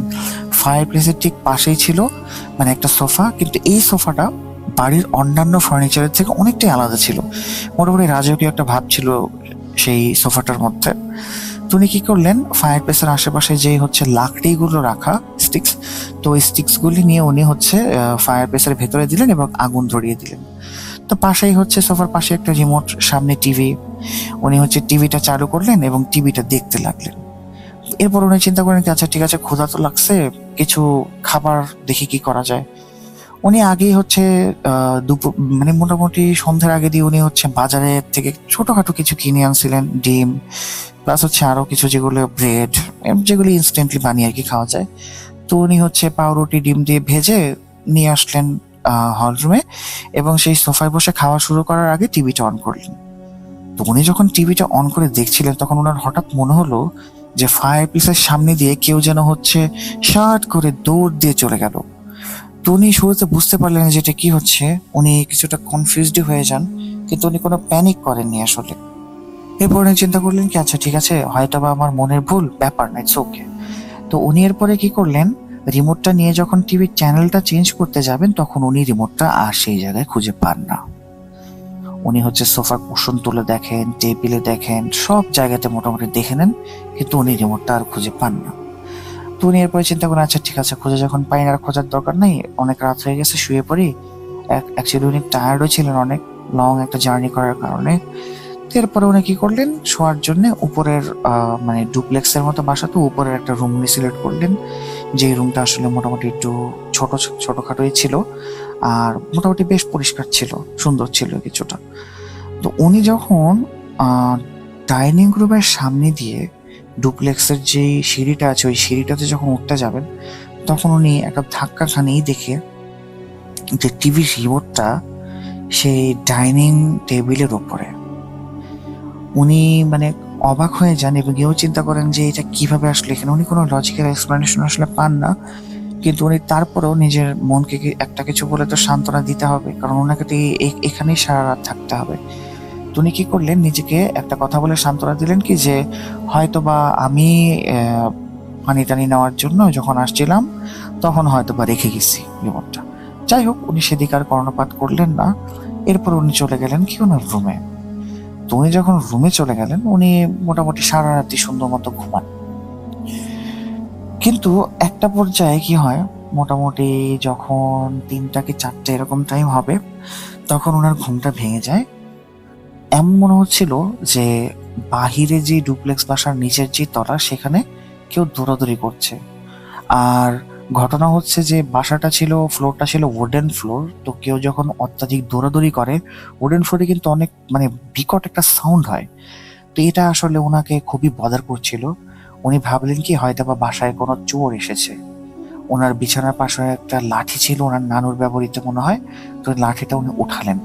উঠিয়ে কি করলেন, ঘরের ভেতর থেকে চিৎকার করে বলে উঠলেন যে আমার হাতে কিন্তু গান আছে, সো তুমি যদি যেই আসছো বাসার ভেতরে যদি চলে না যাও তাহলে কিন্তু আমি গান চালাবো। তো ওনার কথায় কিছুটা কাজও হলো। উনি দেখলেন কি যে বাইরের শব্দটা আসলে থেমে গেছে। তো বাইরের শব্দটা থেমে যাওয়ার পরে উনি রুম থেকে আস্তে আস্তে বের হতে শুরু করলেন। তো উনি যখন রুম থেকে বের হলেন, রুম থেকে বের হওয়ার পরে উনি শুনতে পারলেন কি কেউ একজন হয়তো বা ঘরের মেইন যেই দরজা আছে সেই মেইন দরজার কাছে গিয়ে দৌড়াদৌড়ি করছে। উনি কি করলেন, নিচতলায় গিয়ে চিন্তা করলেন যে বাসায় আসলেই হয়তো বা কেউ ঢুকেছে। এই চিন্তা করে উনি ওনার ল্যান্ডলাইন থেকে পুলিশকে ফোন করলেন। ফোন করে বললেন কি যে আমার বাসার আশেপাশে শব্দ শোনা যাচ্ছে, বাসার ভেতরেও শব্দ শোনা যাচ্ছে, হয়তো বা কোনো চোর বা ডাকাত আমার বাসায় এসেছে। আমি যদি আর 10 মিনিটের মধ্যে কল না করি আপনাদেরকে, তাহলে আপনারা আমার লোকেশনে ফোর্স পাঠিয়ে দিবেন। তো এই কথা বলে উনি ফোনটা রেখে আশেপাশে একটু দেখতে শুরু করলেন। যেই রুমে যাচ্ছেন সেই রুমের লাইটই তারিম ভাই অন করে দিচ্ছেন। তো আস্তে আস্তে দেখলেন কি যে শব্দটা ডাইনিং রুম থেকে আসছে। উনি যখন ডাইনিং রুমের নিচের দিকে দেখলেন, তখন দেখলেন কি যে ডাইনিং রুমের ওয়ালের সাথে ছোট্ট একটা দরজা বানানো, one kind of A cat door. US বা আপনার লন্ডনের দিকে যেই বাসাগুলি বড় বড় বাসা থাকে, ওরা মোটামুটি বিড়াল পছন্দ করার কারণে কেউ কেউ নিজেদের বাসায় ক্যাট ডোর ছোট ছোট বানিয়ে রাখে, বিড়াল যেন নিশ্চিন্তে বেরিয়ে যেতে পারে, আবার আসতে পারে এই জন্যে। তো উনি ভাবলেন কি যে যাক, শান্তি পাইলাম, মানে কোনো ধরনের কোনো মানুষ নাই ঘরের ভেতরে, হয়তো বা কোনো বিড়াল বা ছোট ইঁদুর জাতীয় কোনো কিছু একটা ঢুকেছিল। এই চিন্তা করে উনি মনে কিছুটা শান্তি পেলেন। এবং এরপর উনি কি করলেন, পুলিশকে ফোন দিয়ে বলে দিলেন যে আমার বাসার আশেপাশে আসলে বিড়াল টিড়াল ছিল, তো ওটারই সাউন্ড হয়েছে, আসলে এমন কোনো সমস্যা নাই, সো আপনাদের কাউকে পাঠাতে হবে না। এই কাহিনী শেষ করে উনি সেদিনের মতো ঘুমিয়ে গেলেন ওনার রুমে গিয়ে। তো সকালবেলা যখন ওনার ঘুম ভাঙলো, তখন উনি ঘুম থেকে উঠে যেটা দেখলেন সেটা যে ওনার বালিশের উপরে মেয়ে মানুষের গোছা ধরা চুল। কিন্তু উনি এটা কোনোভাবেই বিশ্বাস করতে পারছেন না, কারণ ওনার নিজের মাথার চুল ছিল একেবারেই ছোট, বলতে গেলে টাক মাথায়। এবং আরেকটা জিনিস যে উনি শোয়ার আগে রুমটাকে খুব সুন্দর করে ঝাড়ু দিয়ে শুয়েছিলেন। তো এই চিন্তা করে যে এত চুল, মেয়ে মানুষের মাথার চুল কোত্থেকে আসলো, তাও একটা দুইটা চুল আসলেও বোঝা যায় যে হয়তো বা কোনো জায়গা থেকে উড়ে এসছে, কিন্তু এতগুলো চুল কিভাবে আসলো উনি মানে কোনোভাবেই এটার কোনো ইয়ত্তা খুঁজে পাচ্ছিলেন না। এরপর উনি কি করলেন, এই চিন্তা বাদ দিয়ে চিন্তা করলেন আচ্ছা ঘরটাকে পরিষ্কার করা যাক। উনি ঘরটাকে পরিষ্কার করলেন, সবকিছুই করা হলো। তো এরপরে কি উনি ওনার উকিল সাহেবকে ফোন করে বললেন কি যে আমার কি এখানে আসলেই থাকা উচিত কিনা, মানে কেন থাকতে হবে আমার এখানে। উকিল বললেন কি যে আপনাকে আপাতত কিছুদিন থাকতেই হবে, কারণ ওই যে কোর্টের ভেরিফিকেশনের কথা বললাম, ইন্সপেক্টর আসলে আপনাকে যদি এখানে না পায় তাহলে সমস্যা আছে। তো উনি এরপরে কি করলেন, ওনার কয়েকজন বন্ধু বান্ধবকে ফোন করলেন, ফোন করে বললেন কি যে তোমরা কি আমার বাসায় এখানে আসবা কিনা। ওনারা বললেন ঠিক আছে, সমস্যা নেই, লোকেশন বলো। উনি যখন লোকেশন বললেন তখন ওনারা কেউ আর রাজি হলেন না। ওনারা বললেন না ভাই, সম্ভব না, অনেক দূরে, আর আমাদের সকালবেলা উঠে ভার্সিটি যেতে হবে, সুতরাং আমরা আসতে পারবো না, সম্ভব না ভাই। তো উনি কিছুটা মনোক্ষুণ্ণ হলেন, প্লাস মন খারাপও করলেন। আসলে মনোক্ষুণ্ণ হওয়ার কিছু নাই, কারণ আসলেই অনেক লম্বা একটা জার্নি, ওদেরও তো কাজ ছিল। তো সেদিন রাতের বেলা উনি যখন ঘুমালেন, উনি ঘুমানোর পরে মোটামুটি সেদিন আর কোনো কিছুই হয় নাই, খাওয়া দাওয়া করে উনি একটু পরে ঘুমিয়ে গেলেন। তো কোন সময় এবং কি কারণে ওনার চোখ খুললো সেটা উনি বলতে পারেন না। উনি চোখ খুলে দেখেন ওনার রুম একেবারে জম অন্ধকার, এত বেশি অন্ধকার আসলে নিজের হাতও সামনে দেখা যাচ্ছে না এমন। অথচ তানিম ভাই এমন একজন মানুষ যিনি কখনোই রুম অন্ধকার করে ঘুমান না, সবসময় ওনার রুমের মধ্যে কোনো না কোনো লাইট জ্বলতে থাকে। তো উনি কি করলেন, ওনার কিছু করার নেই আসলে, কারণ ওনার কাছে তখন না মোবাইল ফোন ছিল না কোনো টর্চ লাইট ছিল। এই কারণে উনি কি করলেন, উঠলেন, উঠে হাতের আন্দাজে এবং পায়ের আন্দাজে হাঁটতে হাঁটতে লাইটের সুইচের দিকে যাচ্ছিলেন। উনি ভাবছিলেন কি হয়তো বা লাইটের সুইচ কি কেউ বন্ধ করলো কিনা, এরকম উদ্ভট চিন্তা আসছিল ওনার মাথায়। তো উনি যখন প্রায় সুইচ বোর্ডের কাছে পৌঁছালেন, ওনার হাতে কিছু একটা স্পর্শ হলো। উনি বুঝতে পারলেন যে রক্ত মাংসের গড়া কোনো মানুষকে উনি টাচ করেছেন, এবং যখন একটু উপরের দিকে হাত দিলেন তখন উনি সেই মানুষটার কাঁধ ফিল করতে পারলেন, কিন্তু অনেকটা উপরে, অনেকটা উঁচা, লম্বা তার থেকে, এবং লম্বা লম্বা চুল ফিল করতে পারলেন।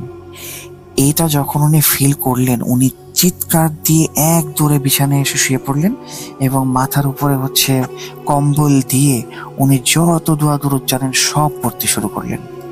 উনি যখন দোয়া দরুদ পড়ছিলেন তখন সেই ব্যক্তিটা ঘরের ভেতরে যেটা ছিল, পুরুষ বা মহিলা উনি বুঝতে পারেনি তখন, বাট লম্বা লম্বা চুল ছিল, এই ব্যক্তিটা উডেন ফ্লোর দিয়ে চারপাশে যে হাঁটছে এবং হাঁটার যে শব্দ, সেই শব্দটা মনে হচ্ছিল তানিম ভাইয়ের কানে যেন কিয়ামত সৃষ্টি করছে। মোটামুটি প্রায় 20-25 সেকেন্ড এই শব্দটা ছিল। এর মাঝখানে উনি যত দোয়া কালাম জানতেন সব পড়ছিলেন। 20-25 সেকেন্ড পরে উনি যখন একটু চোখটা খুললেন তখন কম্বলের ওপরে আরো দেখতে পেলেন। উনি যখন কম্বল থেকে মুখটা সরালেন তখন দেখলেন কি যে অলরেডি মানে মোটামুটি লাইট চলে এসছে। তো এরপরে ওই রাত উনি আর ঘুমান না, উনি হচ্ছে দোয়া কালাম পড়তেই থাকেন সারা রাত। যখন ভোরের আলো ফোটে, চারপাশ যখন পরিষ্কার হয়, জানালা খুলে দিয়ে উনি হচ্ছে ওনার রুমে একটু ঘুমান। তো ঘুমানোর পরে মোটামুটি 9টার দিকে ওনার কলিং বেলে বেল আসে। তো বেল আসার পর উনি যখন ঘুম থেকে উঠে মানে কে বেল দিল এটা রেসপন্স করতে যান, তখন দেখেন কোর্ট থেকে ইন্সপেক্টর এসছেন ভেরিফিকেশন করার জন্য। তো কিছু ইম্পর্টেন্ট ডকুমেন্টস সাইন করান ওনাকে। সাইন করানোর পরে হচ্ছে তানিম ভাই জিজ্ঞেস করেন যে আমার কি মানে আজকে তাহলে যেহেতু সাইন করা শেষ আমি কি যেতে পারি এখন? তো ইন্সপেক্টর বললেন কি যে না, এখনই না, আমি তো আজকে সাইন নিয়ে গেলাম, বাট কালকে হচ্ছে আরো কিছু ডকুমেন্ট আপনার সাইন লাগবে, তো আপনাকে আজকের দিনটা অন্তত স্টে করতে হবে। এই কথা শুনে তো ওনার আসলে মনে হয় মাথায় বাজ পড়লো যে আমাকে আরেকটা দিন বা আরেকটা রাত এখানে স্টে করতে হবে, কিভাবে সম্ভব, আমি পারবো না। তো উনি তখন ইন্সপেক্টর আর কিছু বলেন নাই, কিন্তু ঘরের ভেতরে যাওয়ার সময় উনি এটাও চিন্তা করছিলেন যে গত আগের দিন রাতের বেলা যখন উনি শুইলেন, সকাল ওঠার পরে যেরকম চুল পেয়েছিলেন, আজকেও ঠিক একই রকম ভাবে চুলের গোছা ছিল তার বালিশের উপরে। উনি এটা চিন্তা করছিলেন যে বালিশের উপরে চুলের গোছা, এরকম রাতের বেলা কি দেখলাম না দেখলাম আমি জানি না, তবে আজকেই শেষ রাত হয়তো আমার এই বাসাতে, এই ভেবে হচ্ছে উনি একটু কিছুটা হলেও নিজেকে মানে সান্ত্বনা খুশি হচ্ছিলেন। তো রাতের বেলা যখন উনি মোটামুটি প্রায় রান্না করা শুরু করলেন, সন্ধ্যার পর থেকে এমন একটা পরিবেশ, গোমর পরিবেশ, চারপাশে অন্ধকার, ঝিঝি পোকার ডাক, এরকম একটা ফগ, কুয়াশা, ঠান্ডা। উনি রান্না করছিলেন, ওনার মনে যেন ভয় একবারে গেঁথে বসছে। হঠাৎ করে উনি ওনার কানে শুনতে পেলেন কি চার্চের বেল বাজার শব্দ।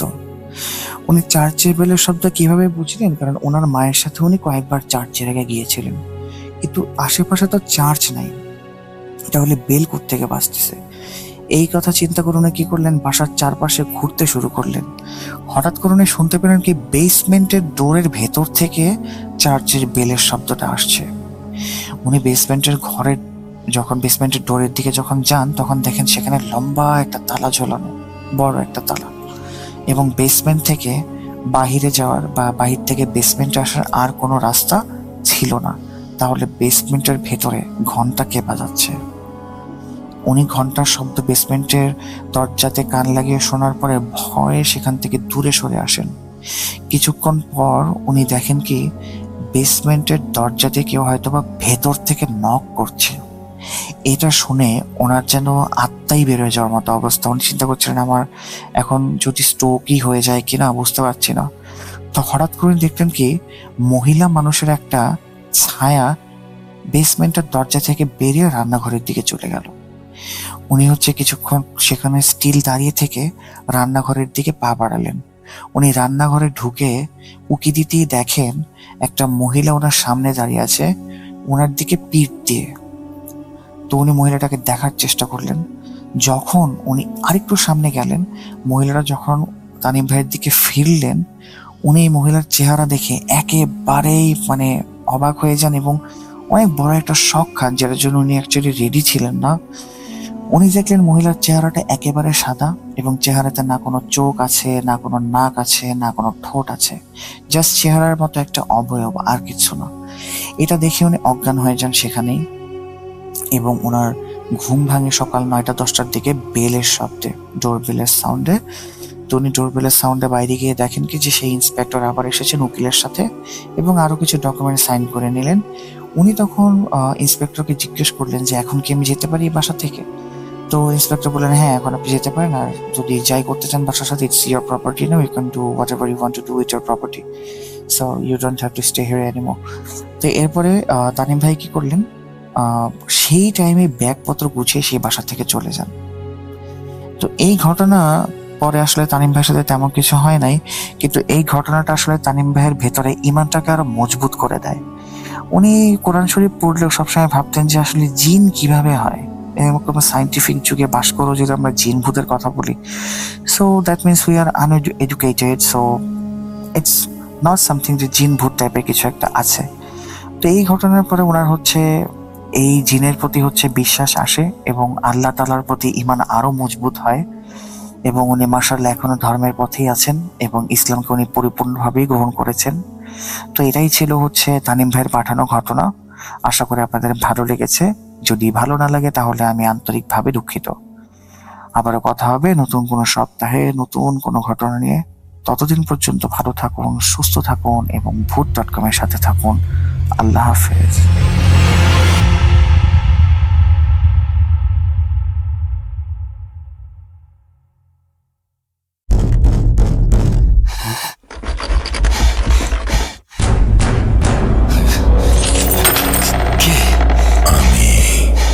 অশরীরী দেখতে পাবে না কবু, এত কাল ধরে শুনছো, শুনতে কি পাও না তবু।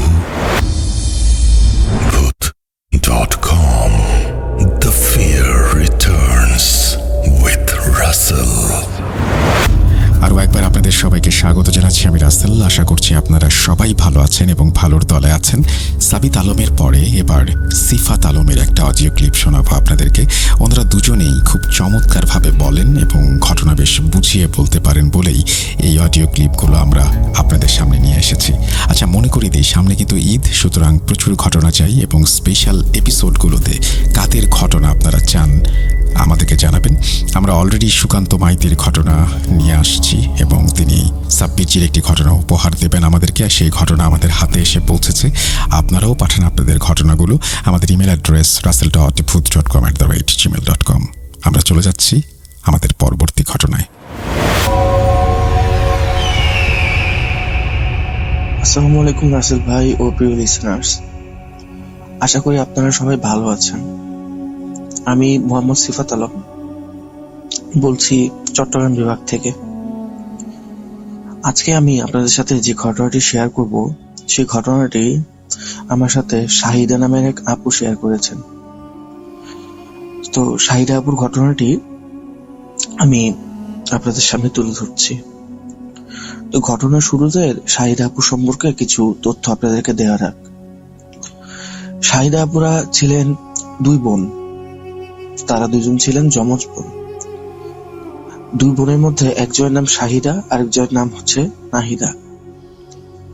তারা দুই বোন একে অপরকে প্রচন্ড ভালোবাসতেন এবং পছন্দ করতেন, কিন্তু তাদের দুই বোনের যে চারিত্রিক বৈশিষ্ট্য ছিল সেটা ছিল একেবারে বিপরীত। একজন খুবই শান্ত, হাসি খুশি এবং সকলের সাথে খুব ভালোভাবে মিশতে পারত। আরেকজন ছিল কিছুটা গম্ভীর টাইপের, তেমন একটা মানুষের সাথে মিশতে পারতেন না এবং হচ্ছে খুব একটা কমিউনিকেট করতেন না কারোর সাথে। তো তাদের ফ্যামিলি খুব ভালোভাবেই তাদের দিনকাল যাচ্ছিল। দেখতে দেখতে এক সময় হচ্ছে আপুর শাহিদা আপুর বিয়ে ঠিক হয়। শাহিদাপুর বিয়েটা ঠিক হয় হচ্ছে শাহিদা আপুর নিজের খালাতো ভাইয়ের সাথে। তো শাহিদা আপুর যে খালাতো ভাই ছিল তাকে আবার তার ফ্যামিলির মানুষজন, বলতে গেলে তারা আত্মীয় স্বজন যারা আছে সবাই আর কি খুব পছন্দ করতো। শাহিদা আপুর ফ্যামিলিতে যে অন্য যারা মেয়েরা ছিল তাদের প্যারেন্টসরা সবসময় চাইতো কি এই শাহিদা আপুর খালাতো ভাইয়ের সাথে তাদের বিয়ে দেওয়ার জন্য। তো শাহিদা আপুর খালাতো ভাইয়ের নাম ছিল নূর। তো নূরের সাথে বিয়ে দেওয়ার জন্য সবাই হচ্ছে খুব উৎসাহিত ছিল, কিন্তু যখন হচ্ছে শাহিদা আপুর বিয়ে ঠিক হয়ে যায় নূরের সাথে, তখন সবাই বেশ অবাক হয়। অবাক হয় বলতে এই জন্য যে এত এত ফ্যামিলির মধ্যে থেকে এত এত সম্পর্ক ছিল, সবাই তাকে বিয়ে করতে নূরের মাকে বিয়ে করার জন্য প্রস্তাব দিল, কিন্তু হচ্ছে নূরের মা কেন শাহিদা আপুকে সিলেক্ট করলেন।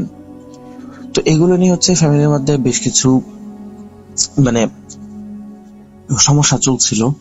তো যখনই শাহিদা আপুর বিয়ে ঠিক হয় তখন হচ্ছে শাহিদা আপুর মা মানে কিছুটা টেনশনে পড়ে যান, কারণ চিন্তা করেন যে ফ্যামিলির মধ্যে সবাই তো এটা নিয়ে তাকে হিংসা করছে, এখন যদি তার মেয়ের কোনো ক্ষতি হয়, সে তার মেয়ের ক্ষতি এড়ানোর জন্য মানে কিছু সামান্য কিছু রিচুয়াল করেন। রিচুয়াল বলতে ধর্মীয় রিচুয়াল আর কি, যেভাবে মানুষের নজর কাটানো যায় আর কি, আর নজর যাতে না লাগে এই ধরনের রিচুয়াল গুলো করেন আর কি। কিন্তু মানে তারা এইটা জানতেন না যে হচ্ছে বাইরের মানুষের থেকে বা পরিবারের কিছুটা ডিস্টেন্ট রিলেটিভের থেকে তাদের বাসায় মানুষই তাদের সব থেকে বেশি ক্ষতি করতে পারে। তো হচ্ছে শাহিদা আপুর সাথে যে ছেলের বিয়ে ঠিক হয়েছিল নূরের, সেই ছেলের পরিবার বেশ ভালো ছিল এবং বেশ ধনীও ছিল, এবং ছেলে খুব দেখতে শুনতে খুব ভালো ছিল, চাকরি করত এবং যথেষ্ট টাকা পয়সা ছিল। শাহিদা আপুর যখন বিয়ে ঠিক হয় এরপর থেকে শাহিদা আপু মানে খেয়াল করতে পারে যে তার বোন নাহিদার মধ্যে কিছুটা পরিবর্তন দেখা যাচ্ছে। তিনি পরবর্তীতে জানতে পারেন যে তার বোন নাহিদাও নূরকে পছন্দ করত। এখন শাহিদা আপু আমাকে যতটুকু বললেন যে আমি যদি আগে জানতাম যে আমার বোন নূরকে পছন্দ করে, তাহলে হচ্ছে আমি নিজে আমার বিয়েটা ভেঙে দিতাম এবং আমার বোনের সাথে তার বিয়ে দেওয়ার ব্যবস্থা করতাম। কিন্তু আমার বোন আমাকে আসলে বিশ্বাস করেনি জন্য আমাকে একবার মুখ ফুটে বলেও নি। যদি বলতো তাহলে আমি সেদিনই আমার মায়ের সাথে বা বাবার সাথে এই কথাটা বলতাম। এই বলে শাহিদা আপু অনেক আফসোস করেন। তো যাই হোক, আমরা মূল ঘটনার দিকে প্রবেশ করি। শাহিদা আপু আমাকে যেভাবে ঘটনাটি বলেছেন আমি সেভাবে আপনার সামনে তুলে ধরছি। আমার নাম শাহিদা। আমি বেশ ভারাক্রান্ত মন নিয়ে আপনার কাছে ঘটনাটি শেয়ার করছি। আমার এখনো মাঝে মাঝে খুব কষ্ট হয় এই ভেবে যে আমি যে গুনাহ করিনি সেই গুনার শাস্তি আমাকে পেতে হলো। আমার বোন আমাকে একবারের জন্য মুখ ফুটে কিছু বলল না। যদি বলতো তাহলে হয়তো বা এই গুনার শাস্তি আমি পেতাম না। যেই গুনাহ আমি করিনি সেই গুনার শাস্তি নিয়েই আমি আজও বেঁচে আছি। আমার ঘটনাটি শুরু হয় তখন থেকে যখন হচ্ছে আমার বিয়ে ঠিক হয়। আমার বাড়ির যত মানুষজন ছিল এবং যত আত্মীয় স্বজন ছিল সবার মধ্যে এক ধরনের অস্থিরতা লক্ষ্য করা যায়। কারণ হচ্ছে তারা সবসময় চাইতো যে তাদের যে মেয়েরা ছিল তাদের সাথে যাতে নূরের বিয়ে হয়, কিন্তু আসলে আমার খালা আমাকে অনেক পছন্দ করতেন। তাই যখন আমার লেখাপড়া শেষ হলো আর যখন খালা নিজ থেকে আমার মাকে বিয়ের জন্য প্রস্তাব দিল, তখন হচ্ছে আমার মা আর এদিক সেদিক চিন্তা না করে সরাসরি রাজি হয়ে যান। তিনি চিন্তা করেন এই ছেলের জন্য তো আরো অনেক মেয়ে বসে আছে, আমাদের পরিবারেরই, বাইরের মেয়ের কথা তো বাদই দিলাম, আমাদের পরিবারে অনেক মেয়েই তাকে বিয়ে করতে যাচ্ছে এবং অনেক বাবা মেয়ে তার সাথে বিয়ে দিতে যাচ্ছে। তাই আমার মা তাকে আর কোনোভাবে অপেক্ষা না করিয়ে সরাসরি রাজি হয়ে যান। কারণ ছেলে হিসাবে সে খুবই ভালো ছিল এবং একটা পরিবার বিয়ে দেওয়ার জন্য যেরকম ছেলে খোঁজেন সে ঠিক সেরকম ছেলেই ছিল। তাই আমার মা দ্বিতীয় কোনো চিন্তা ভাবনা না করে সে বিয়েতে রাজি হয়ে যান। তো দেখতে দেখতে আমার বিয়ের দিন চলে আসে। তো বিয়ের দিন আসার কিছুদিন আগের থেকেই আমি বেশ অসুস্থ থাকতে শুরু করি। দেখা যায় যে আমার শরীরে বিভিন্ন জায়গায় প্রচন্ড ব্যথা হচ্ছে, আমার ঘাড়ে ব্যথা হচ্ছে। আমি শুরুতে ভাবতাম যে হয়তোবা আমার ঘুমের মধ্যে আমি উলটপালট ভাবে শুয়েছিলাম, এই জন্য হয়তো ঘাড়ে ব্যথা হয় বা পিঠে ব্যথা হয়। কিন্তু এই জিনিসটা আস্তে আস্তে খুব বাড়তে থাকে। এমন অবস্থা ছিল যে আমি ঘাড় ঘুরিয়ে যে আরেক দিকে তাকাবো সেই শক্তিটা আমার ছিল না, প্রচন্ড ব্যথা পেতাম। তো আস্তে আস্তে বিয়ের দিন কাছেই আসছে এবং হচ্ছে এই সমস্যাগুলো বাড়ছে। তো দেখতে দেখতে বিয়ের দিনটা চলে আসে। বিয়ের দিন যেদিন আসলো সেদিন হচ্ছে বাসায় প্রচুর আত্মীয় স্বজন ছিলেন, সবাই বিভিন্ন কাজে ব্যস্ত ছিলেন। আমি সেই সকালে ঘুম থেকে উঠি একটু দেরি করে, কারণ হচ্ছে আমার শরীরে প্রচন্ড ব্যথা ছিল। তো আম্মু আমার রুমে আসে এবং আমাকে ডেকে তোলে। আমাকে ডেকে তোলার পর আমি আম্মুকে বলি, আম্মু আমার ঘাড়ে এবং পিঠে, হাতে, পায়ে প্রচন্ড ব্যথা। আম্মু তখন সূরা আপনার 3 কুল পরে হচ্ছে আমার গায়ে ফু দেয়। 3 কুল পরে আমার গায়ে ফু দেওয়ার পর আমি কিছুটা ভালো অনুভব করি আম্মু তখন আমাকে বলে যে তুমি আয়াতুল কুরসি পড়ো, আর হচ্ছে একটু পর পর মানে নামাজের ওয়াক্তগুলো যেগুলো আছে সেগুলো নামাজ পড়ো, এবং হচ্ছে মানে তোমার শরীরে 3 কুল পরে হচ্ছে 3 কুল 4 কুল পরে যেগুলো আছে সেগুলো পরে হচ্ছে মানে তোমার শরীরটা বন্ধ করো। তো আমি আম্মুর কথা অনুযায়ী কাজগুলো করি। বিয়ের সময় ছিল জোহরের ওয়াক্তের পর, তো আমি নামাজ পড়ে হচ্ছে আমার গায়ে ফু দিয়ে মানে শরীর বন্ধ করে নিই। সেদিন একটি মানে আজব ঘটনা ঘটে, সেটা হচ্ছে যখন আমার রুম গোছানো হচ্ছিল তখন আমার বালিশের নিচ থেকে মানে 2টা মানে লেবু পাওয়া যায়। লেবুগুলোর মধ্যে আপনার কি বলে এটাকে সুই গেঁথে রাখা ছিল।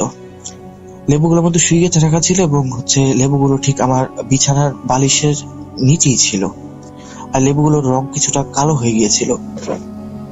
তো আমি যখন আম্মুকে ডেকে দেখালাম যে আম্মু আমার বিছানার নিচে হচ্ছে এরকম লেবু পাওয়া গেছে, তখন হচ্ছে সেখানে আমার দাদি চলে আসে।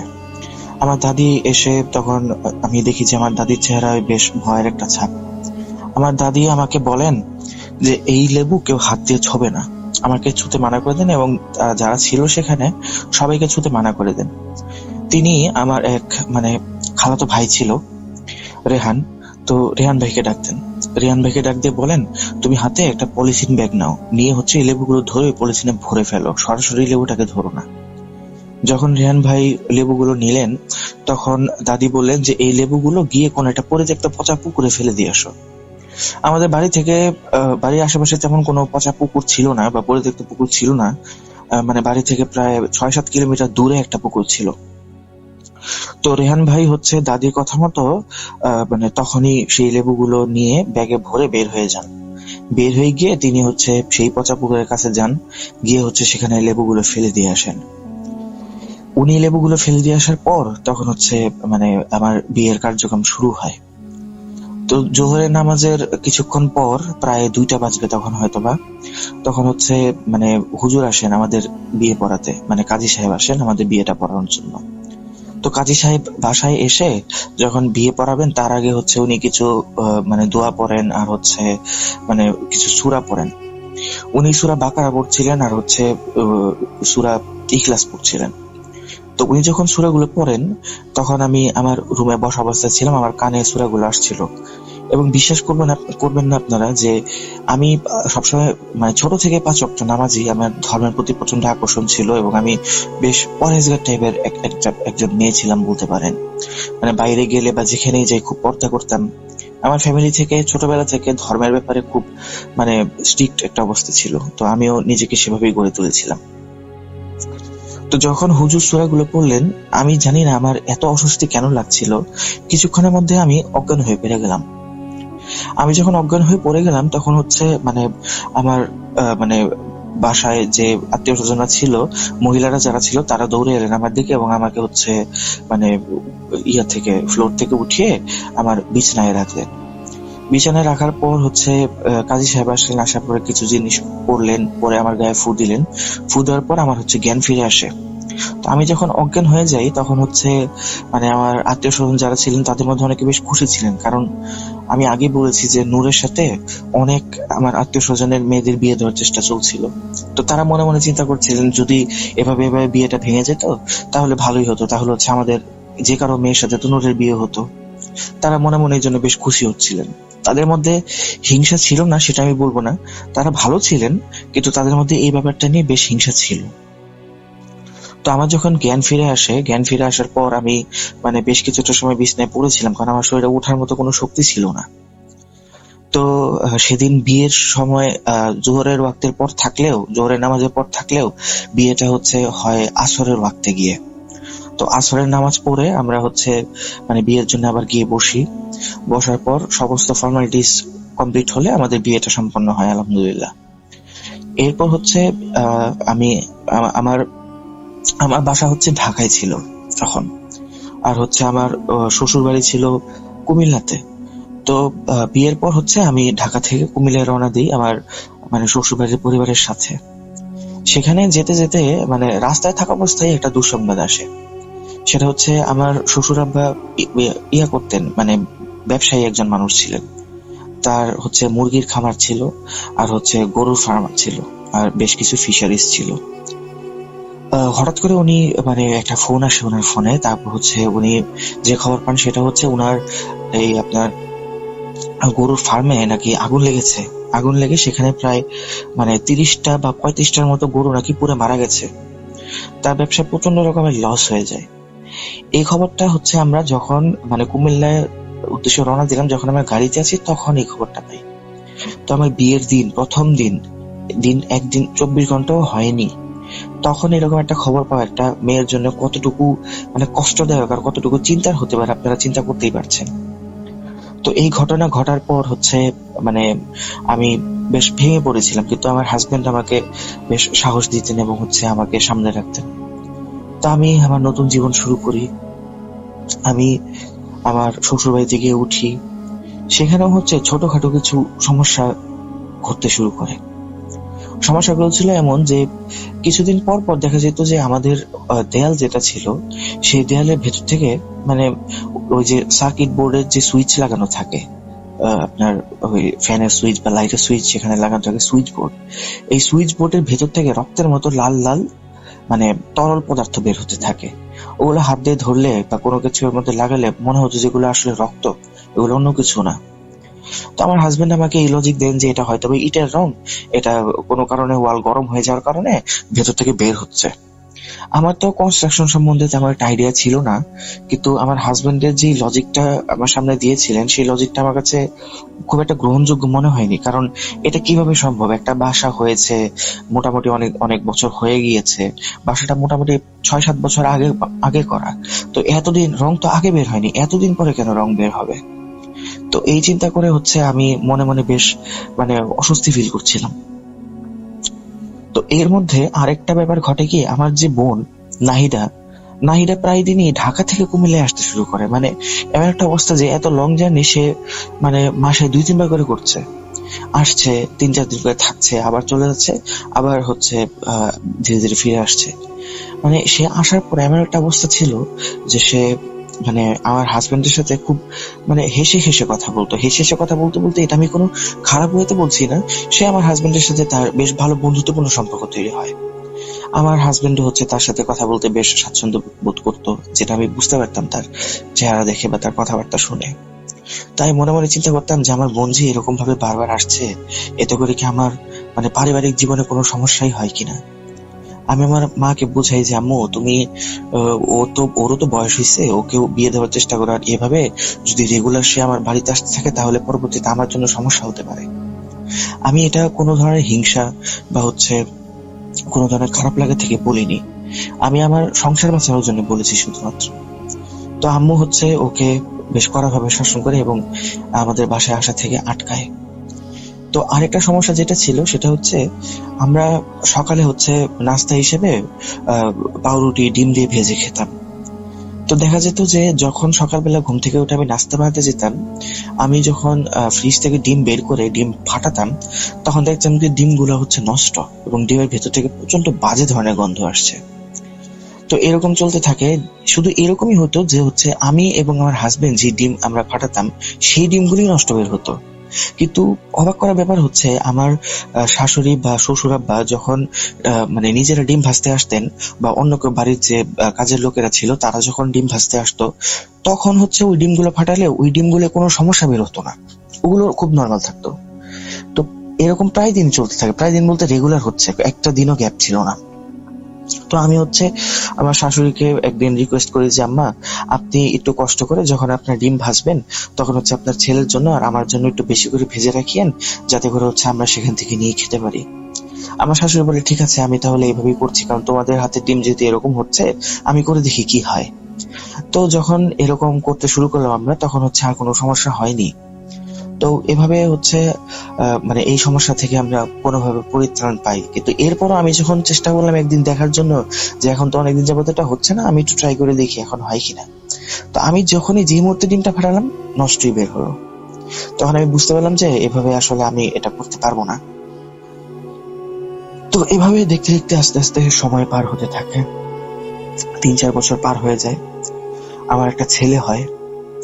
এই ছেলেটা হওয়ার পেছনেও আমার অনেক কষ্ট করতে হয়েছে, কারণ এত বেশি কমপ্লিকেশন ছিল যে হচ্ছে মানে আমার বা আমার ছেলে দুজনে বাঁচার সম্ভাবনা, ডাক্তার যেটা বলেছিলেন সে অনুযায়ী হচ্ছে 99% বাঁচার সম্ভাবনা নেই। 1% যেটাও আছে সেটাও খুব উইক। তো কথায় আছে না, রাখে আল্লাহ মারে কে, তাই হচ্ছে আল্লাহ কোনোভাবে আমাকে এই যাত্রা আবার বাঁচিয়ে নিলেন। আমার সন্তান হলো, অনেক সমস্যার মধ্যে দিয়ে আমার সন্তানটা হলো। আমার সন্তানটা হওয়ার পর তাকে অনেকদিন এনআইসিউতে রাখতে হয়েছিল। মানে এমন অবস্থা ছিল যে ওর চেহারার দিকে তাকালে মানে আমার এত কষ্ট লাগতো যে হচ্ছে আমার চোখ দিয়ে অনর্গল পানি পড়তো। আমি আল্লাহর কাছে মানে কি পরিমাণ দোয়া করেছি, কি পরিমাণ আমার সন্তানের সুস্থতা কামনা করেছি, এটা শুধুমাত্র আমি জানি। তো এইভাবে দেখতে দেখতে দিন পার হতে লাগলো এবং হচ্ছে সমস্যাগুলো ধীরে ধীরে বেড়েই চললো। সমস্যা তো আমরা ভেবেছিলাম যে আস্তে আস্তে সবকিছু ঠিক হয়ে যাবে, কিন্তু এই সমস্যাগুলো আস্তে আস্তে বাড়তেই থাকলো। সমস্যাগুলো আরো বাড়লো তখন যখন হচ্ছে আমার বোন নাহিদার উপরে বিয়ের জন্য আরো প্রেশার ক্রিয়েট করা হলো। তো নাহিদা ধীরে ধীরে বয়স বাড়ছে, বাবা মা যখন তাকে বিয়ের কথা বলে তখন হচ্ছে সে মানে খুব অনীহা দেখায় বিয়েতে, সে বিয়ে করতে চায় না।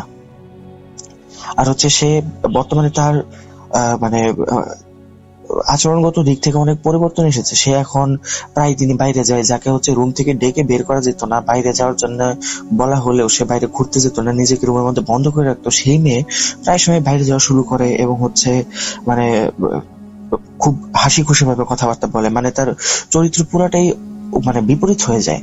তার আচার আচরণ যেরকম ছিল সম্পূর্ণ বিপরীত হয়ে যায়। তো তাকে যখন থেকে বিয়ের জন্য প্রেশার ক্রিয়েট করা শুরু হয় তখন থেকে পরিবারের অবস্থা আমাদের মানে আমার নিজের পরিবারের অবস্থাও বেশ খারাপ হতে শুরু করে। অভাব অনটন লেগে থাকতো। আমার শ্বশুর বাড়িতে হচ্ছে আমার হাজবেন্ড এবং আমার শ্বশুর আব্বার ইয়াতে ওই ব্যবসায় বেশ ক্ষতি হতে শুরু করে। তো এগুলো আরো বাড়তে থাকে যখন হচ্ছে ফাইনালি আমার বাবা মা আমার বোন নাহিদাকে বিয়ের জন্য মারাত্মক ভাবে মানে প্রেশার ক্রিয়েট করতে শুরু করে যে এখন সময় হয়েছে, এখন তোমাকে বিয়ে করতেই হবে। কিন্তু নাহিদা কোনোভাবেই বিয়ে করার জন্য রাজি হচ্ছিল না।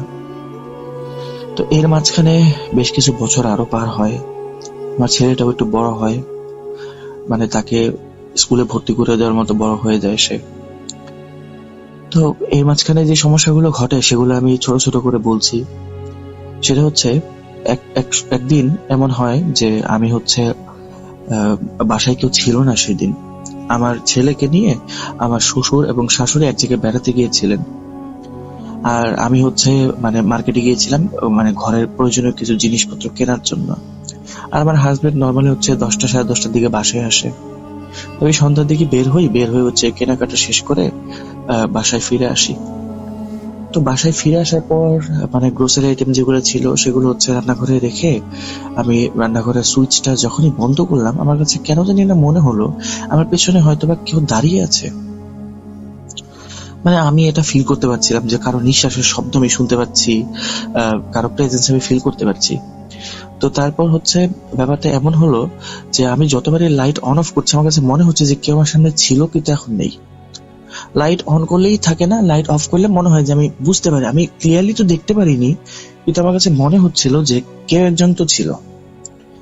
তো আমি বেশ ঘাবড়ে যাই, ঘাবড়ে গিয়ে হচ্ছে রান্নাঘরের লাইটটা বন্ধ করি এবং হচ্ছে আমার রুমে আসার সময় করিডোর যেটা ছিল সেটার লাইটটা অফ করে দিই। অফ করে রুমের মধ্যে এসে একটু শুয়ে পড়ি, কারণ আমি চিন্তা করি আমি যেহেতু মানে মার্কেট থেকে এসেছি আমার মাথা প্রচন্ড ব্যথা করছে আর হচ্ছে আমার শরীরে বেশ ক্লান্তি আছে জন্য হয়তো আমি এরকম কিছু দেখছি। তো আমি আমার রুমে এসে শুয়ে পড়ি। তো রুমে এসে শোয়ার কিছুক্ষণ পর হচ্ছে হুট করে আমার রুমে যে আমরা হচ্ছে ঘুমানোর সময় একটা ছোট্ট একটা ল্যাম্প জ্বালিয়ে ঘুমাতাম। তো হুট করে ল্যাম্পটা নিভে যায়। ল্যাম্পটা নিভে যাওয়ার পর আমার হচ্ছে চোখ খুলে যখন দেখি ল্যাম্প নিভে আছে তখন মনে হচ্ছে রুমের মধ্যে কিছু একটা শব্দ হচ্ছে, খচ খচ খচ খচ একটা শব্দ হচ্ছে। আর হচ্ছে আমার বিছানার চারপাশে আমার মনে হচ্ছে যে কেউ ঘুরঘুর করছে। তো আমি দ্রুত ঘুম থেকে উঠে দেখি যে বিদ্যুৎ চলে গিয়েছে, তাই হচ্ছে মোবাইলের ফ্ল্যাশ লাইটটা যখন জ্বালালাম মানে আমার মুখ দিয়ে মানে কোনো শব্দই বের হলো না। আমি দেখলাম আমার চেহারার মতো একজন আমারই সামনে বসে আছে। আসলে আমার চেহারা বললে ভুল হবে, এটা হচ্ছে আমার বোনের চেহারা বলতে পারি। আমার বোনের গালের পাশে একটা তিল ছিল, সেই অবয়ব যেটা আমি দেখলাম সেটারও গালের পাশে একটা তিল ছিল। তো আমি এই কারণে আমার বোনের কথা বললাম যে যদিও আমাদের দুজনের চেহারা তো একই, কিন্তু এটা হচ্ছিল আমাদের দুজনের একটা চিহ্ন একজন একজনকে চেনার জন্য। তো ওই চিহ্নটা ওটার মধ্যে ছিল। ওটার চেহারা আমার বোনের মতো হলেও ওটার চেহারা ছিল খুবই ভয়ঙ্কর। তার চোখ দুটো ছিল একদম লাল, তার চোখের চারপাশে যে মানে কোটরটা আছে সেটা একদম কালো ছিল, তার ঠোঁটগুলো ছিল কালো, আর তার কানগুলো ছিল বেশ লম্বা লম্বা টাইপের, হাতের নখগুলো ছিল বেশ বড় বড় এবং খুব সুচালো টাইপের। তাকে দেখে আমি ভয়ে এক লাফ দিয়ে বিছনা থেকে উঠে যাই, উঠে চিল্লাচিল্লি শুরু করি। তখন হুট করে দেখি আমার রুমে আমার শাশুড়ি চলে আসলেন। আমি ঘড়ির দিকে তাকিয়ে দেখি তখন রাতে 9:30 বাজে। আমি তার মানে প্রায় 1 ঘন্টা মতো ঘুমিয়েছি। তো শাশুড়ি আম্মা এসে আমাকে জিজ্ঞেস করেন কি হয়েছে। আমি ওনাকে সবকিছু খুলে বলি, কিন্তু তিনি বলেন আমি হয়তোবা কোনো ভয়ঙ্কর স্বপ্ন দেখেছি, তাই হয়তোবা এমন হচ্ছে। আমিও তার কথা মেনে নিই, কারণ এছাড়া তো আর কিছু হতেই পারে না। এরপর আমি মানে এই সমস্যাগুলো আরো বেশি দেখতে শুরু করলাম। প্রায় দিনই মনে হতো, প্রায় দিনই না আসলে এটা হচ্ছে রেগুলারই মনে হতো যে আমি যেখানে আছি আমার চারপাশে অনেক ছায়া ঘুরঘুর করছে, এবং ব্যাপারগুলো এমন না যে ছায়াগুলো নিজেকে হাইড করার চেষ্টা করছে, ওরা আমাকে দেখিয়েই ঘুরঘুর করছে। মানে আমি একদিকে তাকিয়ে আছি, আমি দেখলাম যে কোনো একটা ছায়া হেঁটে হেঁটে মানে এক সাইড থেকে আরেক সাইডে চলে যাচ্ছে। মানে আমি দেখতে পাচ্ছি জিনিসগুলো। মানে আমি সবসময় শুনেছি যে এগুলো হচ্ছে নিজেদেরকে আড়াল করে রাখার চেষ্টা করে, কিন্তু আমার সামনে কেন জানি তারা বারবার আসতো। তা আমি যখন এগুলো হচ্ছে আমার পরিবারের লোকজনকে বললাম, তারা সবাই আমাকে বলতো যে এটা হয়তো আমার মনের ভুল। কিন্তু আমি মানে শিওরই ছিলাম যেটা আমার মনের ভুল হতেই পারে না। মনের ভুল 1 বার হবে, 2 বার হবে, 3 বার হবে, এতবার কিভাবে হবে? তো একদিন রাতে বেলা আমরা ঘুমাচ্ছি, হুট করে আমার ছেলের রুম থেকে তার চিৎকারের শব্দ পেয়ে আমরা সেখানে যাই। আমি সেখানে গিয়ে দেখি সে বিছানায় শোয়া অবস্থায় হাত পা ছোড়াছুড়ি করছে প্রচুর, এবং প্রচন্ড চিৎকার করছে। আমি তাকে কোনো রকমে কোলে তুলে নেই, শান্ত করার পর জিজ্ঞেস করি যে বাবা কি হয়েছে, তুমি এরকম করছো কেন? তখন সে আমাকে বলল, আম্মু আমি কিছুক্ষণ আগে বাথরুমে গিয়েছিলাম, তো বাথরুমে গিয়ে যখন আমি বাথরুমের টেপটা অন করলাম, মনে হলো যে কেউ আমার সাথে সাথে টেপটা অন করলো। আমি একটা ছায়া দেখতে পেলাম।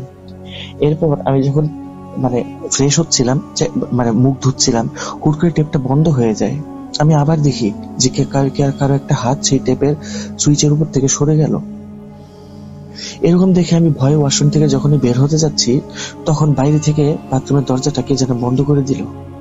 আমি অনেক ধাক্কাধাক্কি করার পর দরজাটা কিছুক্ষণ পর খুললো। খোলার পর আমি যখন রুমে আসলাম, তখন দেখি যে আমারই মতো কেউ একজন আমার বেডে শুয়ে আছে। তো আমি ভয়ে আর বিছানায় শুতে পারিনি। বিছানায় না এসে আমি কিছুক্ষণ দাঁড়িয়েছিলাম চোখ বন্ধ করে। আবার বাথরুমে ঢুকে চোখে পানি দিয়ে আসি, এসে দেখি কিছু নেই। তারপর আমি আমার মতো শুয়ে পড়ি।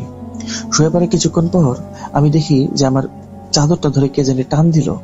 আমি যখনই চোখ খুলি দেখি যে আমার চোখের সামনেই উপর থেকে কে একজন ঝুলছে, যার চেহারা দেখতে আমার মতো। তাই আমি এরকম চিৎকার করছিলাম। তখন আমি আমার হাজবেন্ডকে বলি যে দেখো, আমি তোমাদেরকে বারবার বলতাম যে আমি ছায়া দেখি, এখন তোমার ছেলেও বলছে, এখন কি তোমার বিশ্বাস হলো? তুমি তো সবকিছুই হচ্ছে উড়িয়ে দাও। এখানে একটা কথা বলতে হয়তো বা ভুলে গিয়েছিলাম, সেটা হচ্ছে এই সমস্ত সমস্যা যখন থেকে শুরু হয়, তখন থেকে আমার হাজবেন্ডের সাথে আমার সম্পর্ক বেশ খারাপ হয়ে যায়। সে বিনা কোনো কারণে আমার সাথে ঝগড়া করতো, আমাকে দেখতে পারতো না, আমাকে সহ্য করতে পারতো না খুব একটা। তো এই সমস্ত সমস্যার কারণে সেও বেশ ফেড আপ হয়ে যায়, এবং হচ্ছে আমার শাশুড়ি আমাকে বলে, আম্মু তুমি দেখো তো, আমার কাছে মনে হচ্ছে এটা কোনো মানে শারীরিক সমস্যা না বা কারো মানসিক সমস্যা নেই, এটা কোনো মানে প্যারানর্মাল সমস্যা হতে পারে, তো তুমি খোঁজ নাও, দেখো কেউ আছে কিনা যে সাহায্য করতে পারবে। তো আমার শাশুড়ির একজন বান্ধবী ছিল, যে যার হচ্ছে একজন মানে পীর সাহেবের সাথে খুব ভালো পরিচয় ছিল। তো আমার শাশুড়ি তার সাথে যোগাযোগ করলেন। তিনি আমার শাশুড়িকে জানালেন যে তিনি আগামীকালকে ওই পীর সাহেবকে নিয়ে আসবেন। তো পরের দিন বিকালবেলা আসর ওয়াক্তের পর পীর সাহেবকে বাসায় নিয়ে আসা হয়। পীর সাহেবকে দেখে আমি বেশ চমকে যাই। নর্মালি আমরা যখন পীর সাহেব ওয়ার্ডটা ব্যবহার করি, তখন আমাদের মনে হয় যে মানে জোব্বা পরা, দাড়িওয়ালা, মাথায় টুপি, এরকম খুব মানে ধর্মীয় পোশাক পরিধান করে থাকবে হয়তোবা, কিন্তু উনি ছিলেন সম্পূর্ণ ভিন্ন। ওনার হচ্ছে মানে একদম ক্লিন শেভ করা ছিল, তারপর হচ্ছে প্যান্ট শার্ট পরা ছিল, ইন করে প্যান্ট পরা ছিল, একদম মানে দেখে মনে হচ্ছে একজন চাকরিজীবী এবং খুব ইয়াং জেন্টলম্যান এরকম মনে হচ্ছিল দেখে। তো উনি এলেন। উনি আসার পর হচ্ছে আমাদের সবাইকে আমাদের ড্রয়িং রুমে বসতে বলে উনি আমাদের রুমে চলে গেলেন। আমাদের রুম থেকে উনি কিছুক্ষণ পর বের হয়ে আসলেন। বের হয়ে আসার পর ওনার হাতে 2টো ব্যাগ দেখতে পেলাম। একটা ব্যাগের মধ্যে ছিল লেবু, আরেকটা ব্যাগের মধ্যে ছিল কিছু পেরেক, আরেকটা ব্যাগের মধ্যে ছিল কিছু ছাই। পীর সাহেব আমাদেরকে বলেন, এই যে এই ব্যাগগুলো দেখছেন, এই জিনিসগুলো দেখছেন, এগুলোর মাধ্যমে আপনাদের উপর কালো জাদু করা হয়েছে। এগুলো ছিল আপনাদের খাটের ভেতরে এবং এমন জায়গায় ছিল যেগুলো আপনাদের পক্ষে বের করা সম্ভব ছিল না। তো যাই হোক, আমি এই সমস্যার সমাধান এখন করতে পারবো না, এটার জন্য আমি আগামী 1 সপ্তাহ পরে আবার এই সময় আসবো। কিন্তু এখানে আপনার বোন, আপনার বাবা এবং আপনার মায়ের উপস্থিতি খুবই প্রয়োজন। এই কথাগুলো পীর সাহেব আমাকে বললেন আমি যেদিন আসবো সেদিন আপনার বাবা, আপনার মা এবং আপনার বোনকে এখানে উপস্থিত থাকতে বলবেন। তো আমি সেই অনুযায়ী আমার বাসায় জানাই। বাসায় জানানোর পর আমার বোনকে জানানো হলে আমার বোন কিছুতেই আসতে চায় না, অনেক জোর জবরদস্তি করে তাকে আনা হয়। যথারীতি পীর সাহেব আসেন। আসার পর আমার বোনের দিকে তাকিয়ে বলেন, আপনার কি কিছু বলার আছে? তখন আমার বোন বলে, আমি কি বলবো, আমি কি কিছু করেছি? আপনি আমার দিকে এভাবে তাকিয়ে আছেন কেন, আর এরকম উদ্ভুত প্রশ্নই বা কেন করছেন? তারপর পীর সাহেব বলেন, ঠিক আছে, আপনি যদি কিছু নাই বলতে চান তাহলে আমি আমার কাজ শুরু করি। পীর সাহেব বেশ কিছু দোয়া পড়তে শুরু করেন চোখ বন্ধ করে, এবং কিছুক্ষণ পর আমার বোনের মাথায় হাত রাখলেন। হঠাৎ মনে হলো আমার বোন হয়তোবা আমার বোন না, সে অন্য কেউ। তার আচার আচরণ পুরো চেঞ্জ হয়ে গেল, তার কণ্ঠ পুরো চেঞ্জ হয়ে গেল, সে পজেসড হয়ে গেল। তার ভেতরে থাকা ছিল এক মহিলা জিন। সেই মহিলা জিন আমার বোনের সমস্ত কুকীর্তি আমাদের সামনে তুলে ধরলো। কিভাবে সে আমাদের উপর কালো জাদু করলো, কি কি করলো, সেই সমস্ত সবকিছু সে আমাদেরকে বললো। এই জিনিসগুলো আমি ঘটনার মধ্যে বলতে চাচ্ছি না, কারণ অনেকে এগুলো দেখে উৎসাহিত হয়, এগুলো শুনে উৎসাহিত হয়, তাই আমি প্রসেসটা ইগনোর করলাম। সবকিছু যখন আমরা জানতে পারলাম তখন আমার বাবা মা, আমি দেখতে পেলাম যে লজ্জায় তাদের মাথা নিচু হয়ে আছে। কোন রকমে তারা উঠে আমার বোনের যখন স্বাভাবিক হয়ে যায় তখন তাকে নিয়ে বাড়ি চলে যায়। বাড়ি চলে যাওয়ার পর আমার আর সাহস হচ্ছিল না যে আমি আমার বোনকে ফোন দিই বা আমার বাবা মার সাথে একটু কথা বলি। আমি নিজেই খুব বেশি শক্ট হয়ে গিয়েছিলাম। আমার বিশ্বাসই হচ্ছিল না যে আমার নিজের আপন বোন এতটুকু হিংসার বশবর্তী হতে পারে যে আমাকে মেরে পর্যন্ত ফেলার জন্য সে কালো জাদু করলো। কিভাবে জানি না এই ঘটনাগুলো আমাদের পুরো পরিবারে ছড়িয়ে পড়লো, এবং আমার বোনকে প্রায় সবাই মানুষ ভালো মন্দ শোনাতে শুরু করলো। আর আমার বোনটা এসব সহ্য করতে না পেরে একদিন গলায় দড়ি দিয়ে আত্মহত্যা করলো। তাকে অনেক চোখে রাখা হতো, কারণ তার মধ্যে আত্মহত্যা প্রবণতা দেখা যেত। তাকে চোখে রাখার পরও তাকে আর বাঁচানো গেল না। আমি তো সে আমার সাথে যা করেছে আমি সবকিছু জানার পর সেদিনই তাকে মন থেকে মাফ করে দিয়েছিলাম। আমি চাইনি তার কোনো ক্ষতি হোক। সে হয়তোবা আমার ক্ষতি চাইতে পারতো, কিন্তু আমি কখনোই চাইনি যে আমার বোনটার কোনো ক্ষতি হোক। আমি তাকে সব শুরু থেকে ভালোবাসতাম। সে আমার যমজ বোন। আমরা দুনিয়াতে এসেছি একসাথে, ইচ্ছা ছিল যাবো একসাথে, কিন্তু মৃত্যু তো আসলে আল্লাহ তাআলার হাতে, কখন কে মারা যায় কেউ জানে না। একসাথে এসেছি, জীবনে এতগুলো বছর একসাথে কাটিয়েছি। আমি কখনো চিন্তাও করিনি যে আমার বোন আমার সাথে এই কাজ করবে। তাই যখন আমি এটা শুনলাম আমার বিশ্বাসই হয়নি। আমি তো আমার বোনকে সেদিনই মাফ করে দিয়েছি। আর যেহেতু আমার বোন সুইসাইড করেছে, তাই আমি কাউকে বলতেও পারবো না যে আমার বোনের জন্য দোয়া করবেন যাতে করে আল্লাহ তাআলা তাকে জান্নাত নসিব করেন। কারণ যারা সুইসাইড করে তাদের তো ইহকাল গেলই, পরকালও গেল। তবে আমি সবার কাছে এইটুকু বলতে চাই, সেটা আমি আমার বোনকে মাফ করে দিয়েছি মন থেকে। তো প্রিয় লিসেনার্স, এই ছিল শাহিদাপুর ঘটনা। আপনাদের ঘটনাটি কেমন লাগলো জানাবেন। দেখা হবে আগামী দিন নতুন কোনো এপিসোডে, নতুন কোনো ঘটনা নিয়ে। তো সবাই ভালো থাকবেন, সুস্থ থাকবেন। আসসালামু আলাইকুম। আরও একবার আপনাদের সবাইকে স্বাগত জানাচ্ছি। আমি রাসেল। আশা করছি আপনারা সবাই ভালো আছেন, ভালোর দলে আছেন। আর এই ছিল আমাদের আজকের এপিসোড। আশা করছি প্রথম থেকে শেষ পর্যন্ত আপনারা উপভোগ করেছেন। যদি এতটুকু আনন্দ দিতে পারি তাহলে নিজেকে ধন্য মনে করব। আমরা আজকের মতো বিদায় নিচ্ছি। কথা হবে আবারও আগামী শুক্রবার। সেই পর্যন্ত সবাই ভালো থাকুন, সুস্থ থাকুন। মোস্ট ইম্পর্টেন্টলি ভূত.com-এর সাথে থাকুন। ভূত.com-এ দেখা হচ্ছে শুক্রবার, তার আগে রয়েছে বৃহস্পতিবারে অচিনপুর। এছাড়াও নানা আয়োজনে সপ্তাহের মাঝখানেও ফিরে আসতে চাই আপনাদের কাছে। দোয়া করবেন আমাদের জন্য। আল্লাহ হাফেজ।